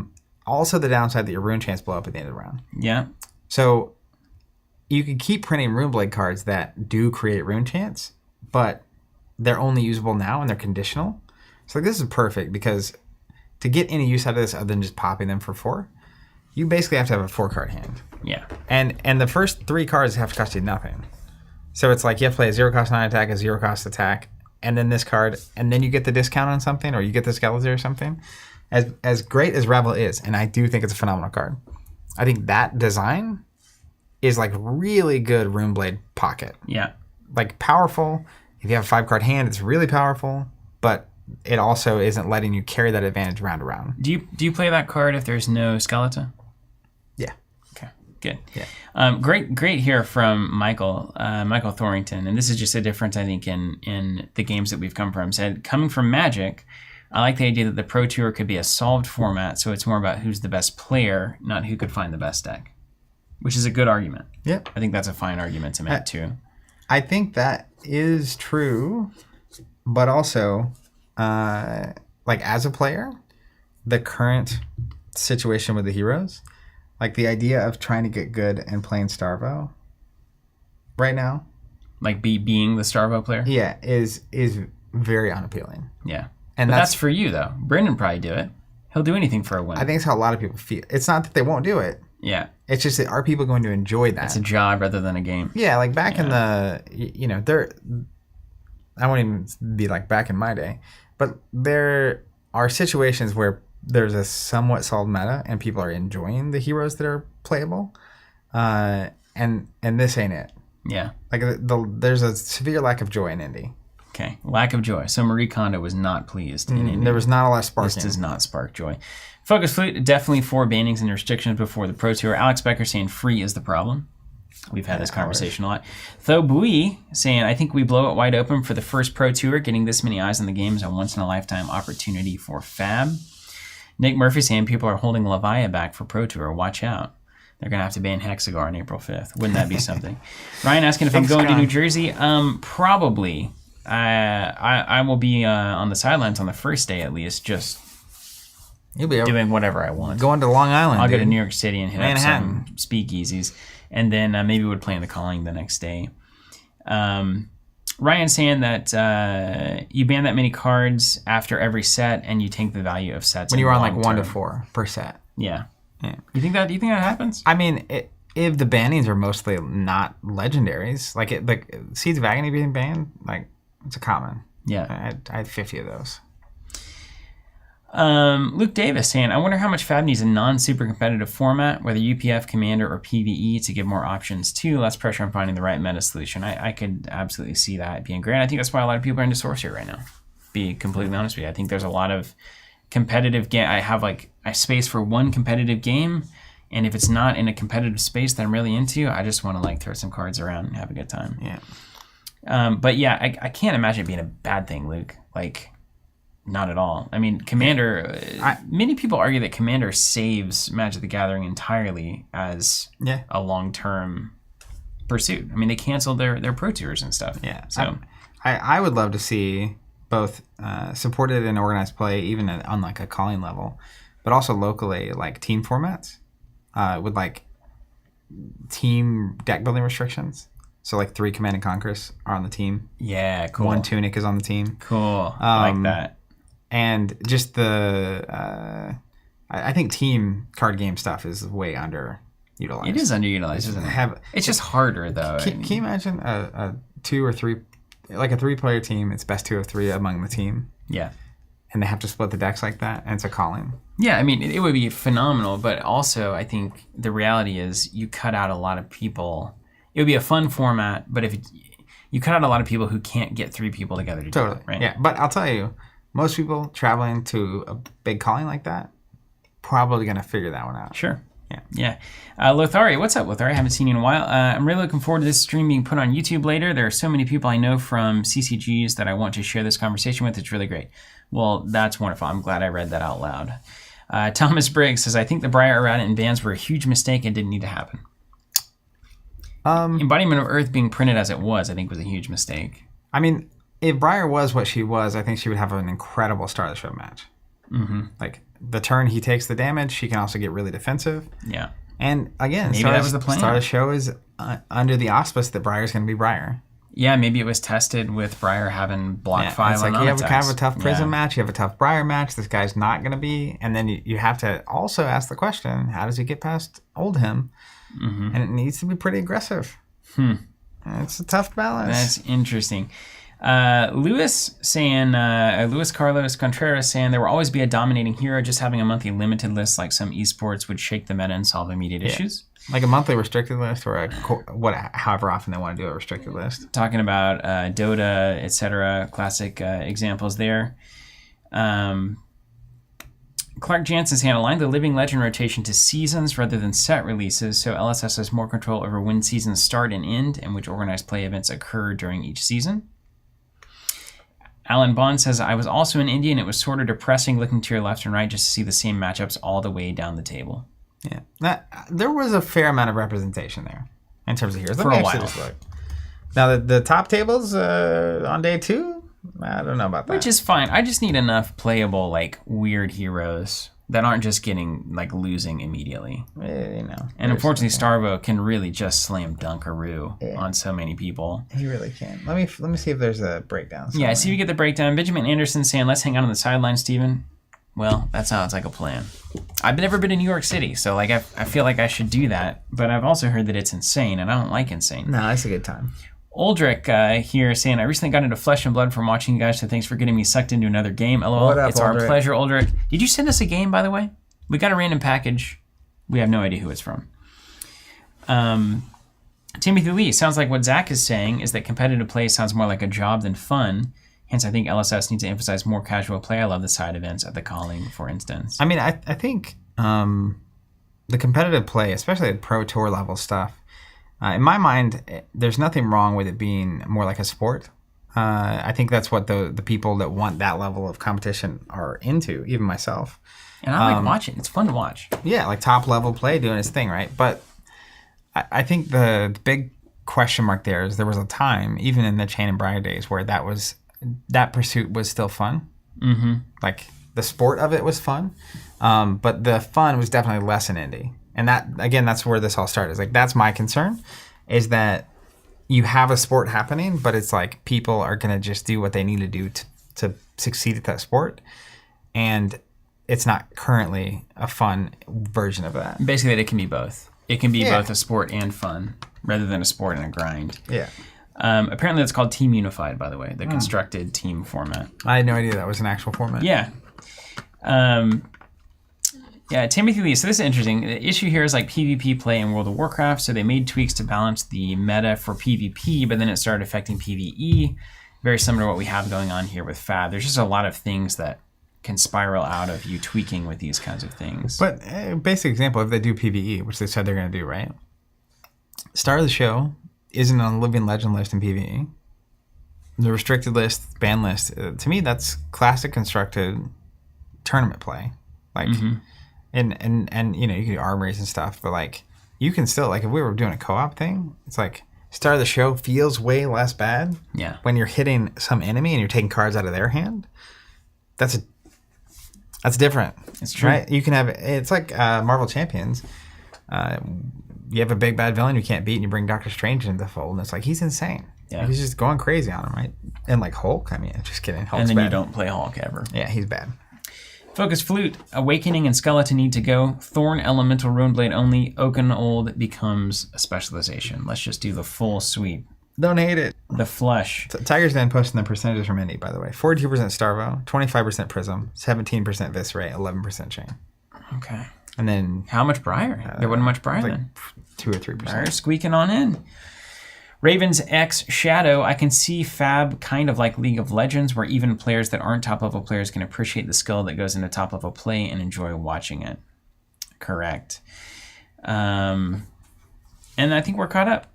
Yeah, so Ryan's saying Team Unified is a format in Magic. They have 2 main team formats where they do Team Unified and they do triple format.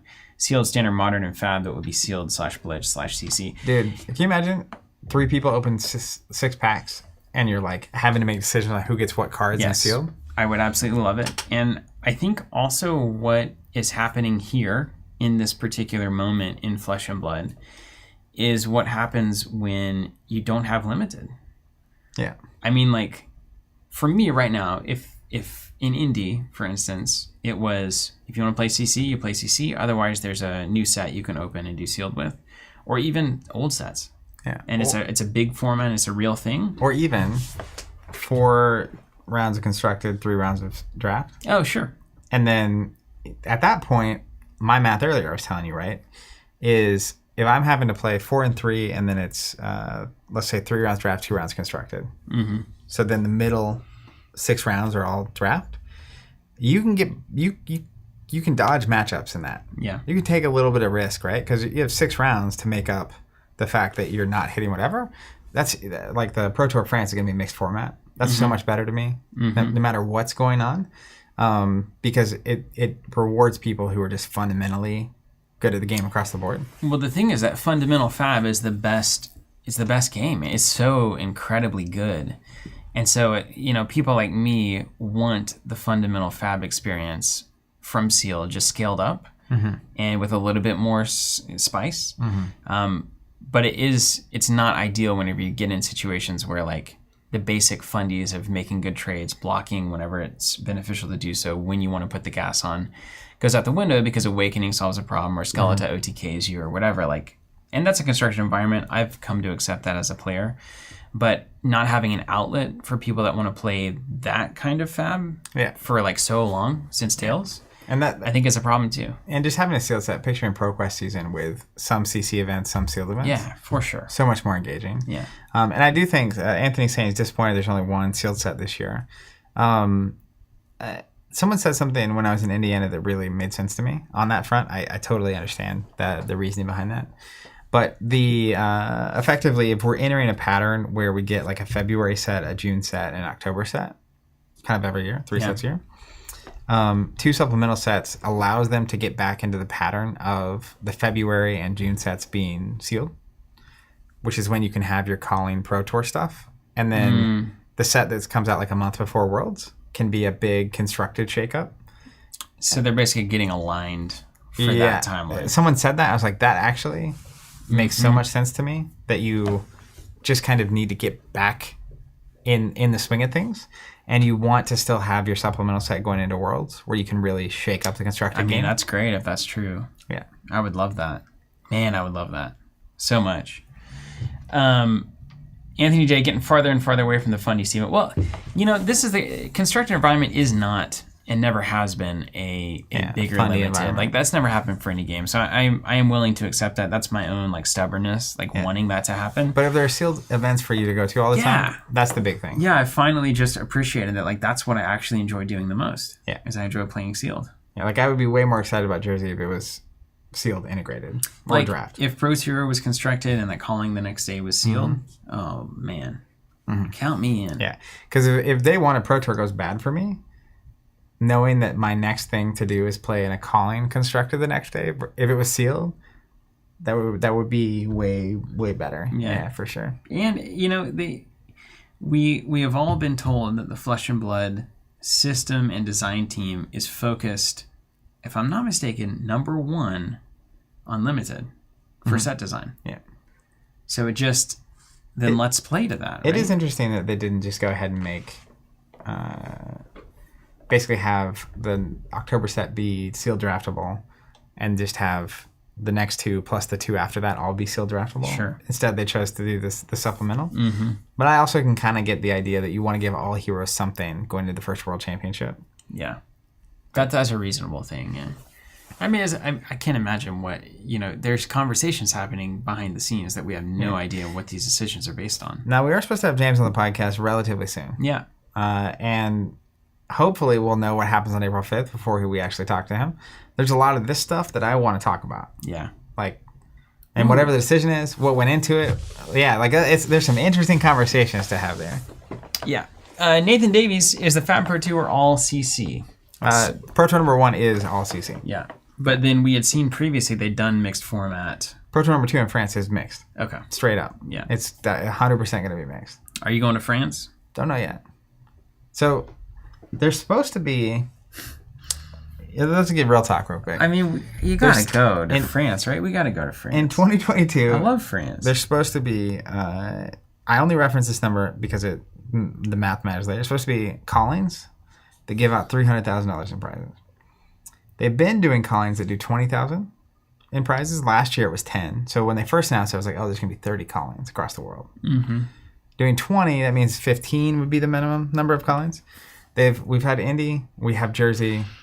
There's going to be one in France when that Pro Tour is going on. I assume there'll be one at the World Championship in November, like that same weekend. So that still leaves like 11 callings somewhere. All this to say, going to France to play in a calling, if I don't qualify for the Pro Tour, is not going to happen if there's going to be like 5 or 6 other U.S. callings. Sure. Right? But if I qualify for France and you're in the Pro Tour, yeah, I mean, you got to go. Well, I mean, I'm just there for France? For the croissant. And the coffee. Tom Rose, that interview is going to be lit. Eat your oats, Zach, and ask James all the tough questions. Yeah, eat your oats. Yeah, we'll have a real combo. That's going to be my new tagline. Eat your oats, drink your water, eat your oats. Kids, Say your prayers and eat your vitamins. Mine's going to be... drink your water and eat your oats. Drink your water and eat your oats. He was the lamest wrestler ever created. Yeah, the oat wrestler. Go by like Father Nature or something. I don't know. There's a lot of play there. That cowboy hat, you can get away with anything. So people were earlier, before we went live, were saying they were disappointed I didn't have the hat. I don't own that hat. I was trying that hat on like some... I was in Branson, Missouri. That is a Branson hat. Mm-hmm. Yeah. I'm... If it had fit my head a little better, I may have well have bought it. But long story short, we need to get you a cowboy hat. It's a great irony because I am definitely more cowboy. Yeah. But I look presentable, like a normal business person, you know? Well, this is maybe an exception. I don't know. You look like Party Steve right now. But if you wear the cowboy hat and the boots and represent Oklahoma, even though you have no real experience with anything. Can you imagine? If I just had a cowboy hat on all the time, it would be something else. Yeah, you know what? If you agree with that sentiment, go to our Discord. Go to the Flesh and Blood channel. Always be marketing, right? And just say, yeah, I do think that your signature should be the cowboy hat. At Zach Bunn, I think you should wear a cowboy hat to competitive events. Yeah. Grease and Oat Boy, the most wholesome wrestler. I like that. Call him Overnight Oats. Yeah. Okay. Oh, I like Overnight Oats. That's a hilarious name. Overnight Oats. I'm going to ship you overnight. Express delivery. So I think we've covered some things. We've talked. This is one of those talky videos. I hope it's been enjoyable for everybody. Wait, I had a lot to say. We're going to come back in next week, and what we're going to do is we're going to really ask ourselves the question, okay, let's assume that Starvo is going to be around. Okay? Yeah. Starvo's here. We're not going to run from it. We're not going to call it. We're not going to cry about it. And let's be clear. Zach and I are going to be playing Flesh and Blood no matter what happens. Yeah. Because we love the game. And I think when Limited comes back, I'm going to be jamming. I'm going to be having a great time. Yeah. The next Limited set comes out, I'm going to be sitting here at this table and loving it. I'm even going to have a great time leading up to Constructed in an environment I'm not even playing. But I'm going to be building a weird Brute deck. I'm going to be building a weird Warrior deck. And I'm going to play Dawnblade. I might build Bolton Axes. That's how weird it's gotten for me. Because you get, Alex and I talking about this, you get Soul Shield and Shunt and Unmovable. 3. That's 9 defense I reactions. wish you'd done that to the camera. 6. No, the way you're doing that face is like... 3. That is a total of 9 6 or higher defense reactions that you can play in a deck. Yeah, man. You have you can run the exact same Dory Axis list. Who needs charge cards? Have you thought? I still can't win a control matchup, but that's not why we're here. We're here to beat Starvo. Yeah. As long as he doesn't block. I mean, you could just fatigue him out. I cannot. No, Dory Axis or any Axe build cannot do that because your threat relies on the number of go-again cards in your deck. So once you're out of 9 hit and runs, 9 Blade Runners. Well, he's also going to run out of cards eventually if you de-react him out of here. He really doesn't. You'd be surprised at how amazing that is because, Zach, he loses 1 card. 1 card. Are you with me? Feel me on this. He loses 1 card to do 13 plus damage that you block with at least 2 cards. Okay, you with me on that so far? Yeah, it doesn't add up. And then you swing back, and he can block 2 for 0 cards, and then he can swing at you for 4 with 0 cards. Yeah. So if he literally just blocks everything and then swings the hammer every time, according to my simulation, you probably can never win that game if they do anything else. Yeah. So anyway, that's food for thought. Here's what I'll say too. I'm playing in the Pro Tour. I qualified. And no matter what percentage of my soul it cost me, I'm on a mission in that Pro Tour. You're going to win. It doesn't matter. Do I need to get serious in testing? Do I need to I might force you to play Lexi. Okay. I can play Lexi. I'll learn Prism and stuff. I can do all that. But I'm a bright young kid. I'm on a mission. Okay. If they're not going to change it, I'm at least going to succeed in spite of it. You know what I mean? Win. But you can't help but do a little spice. You're going to throw a little spice, and it's going to be just strictly worse. I know. You and I are the same way with that. You have a higher threshold than I do for needing to be able to win. But inevitably, you will make a choice that is flashy in 10% of the games and awesome and strictly worse in 90% of the games. But I'll be cool doing it. I just need it on camera one time. But really, though, I absolutely love the pursuit. I have had 2 weekends full of traveling and going to these events, and I'm here today. I showed up, and like I was excited to come here and talk about it. As much as like the Starvo thing can be oppressive and frustrating, and if nothing changes, I'm no less excited to go out there and I'm going to try to find the solution.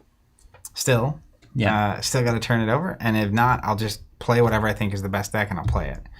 And we'll go to the first Pro Tour and make it happen. Now, if I fail at the Pro Tour day one, I might switch to something a little more lively in the calling. But the next 6 to 8 weeks on the stream here, what you're going to see on my end is an active pursuit to try to solve the equation. Yes, and where you're going to see from my end is getting you ready for round 1 of Swiss. You never know what you're going to find. I'm going to throw some crazy stuff at you, and you're going to know exactly what to do against everything that really is never a threat to you. Yeah. But hey, those are games. And sometimes you find something. Like, going into, like, Vegas, I was playing as Dash for, like, the 3rd time. Twice. Yeah. It was terrifying. It's like, I know you have a card that's, like, a 10 and something that makes me block with my armor. And, like, you also have a card that draws you or gets you an action every time you boost. And you shoot that gun a lot somehow. And I still haven't quite figured out how, but somehow it shot, like, 3 times. Point being, though, playing against all the heroes, even if not now, well, at some point down the road, it's like a familiarity with all this stuff is really helpful. Because I played against a Bolton, I played against Alexi, I played against what was the other one that was kind of surprised? Oh, Kano.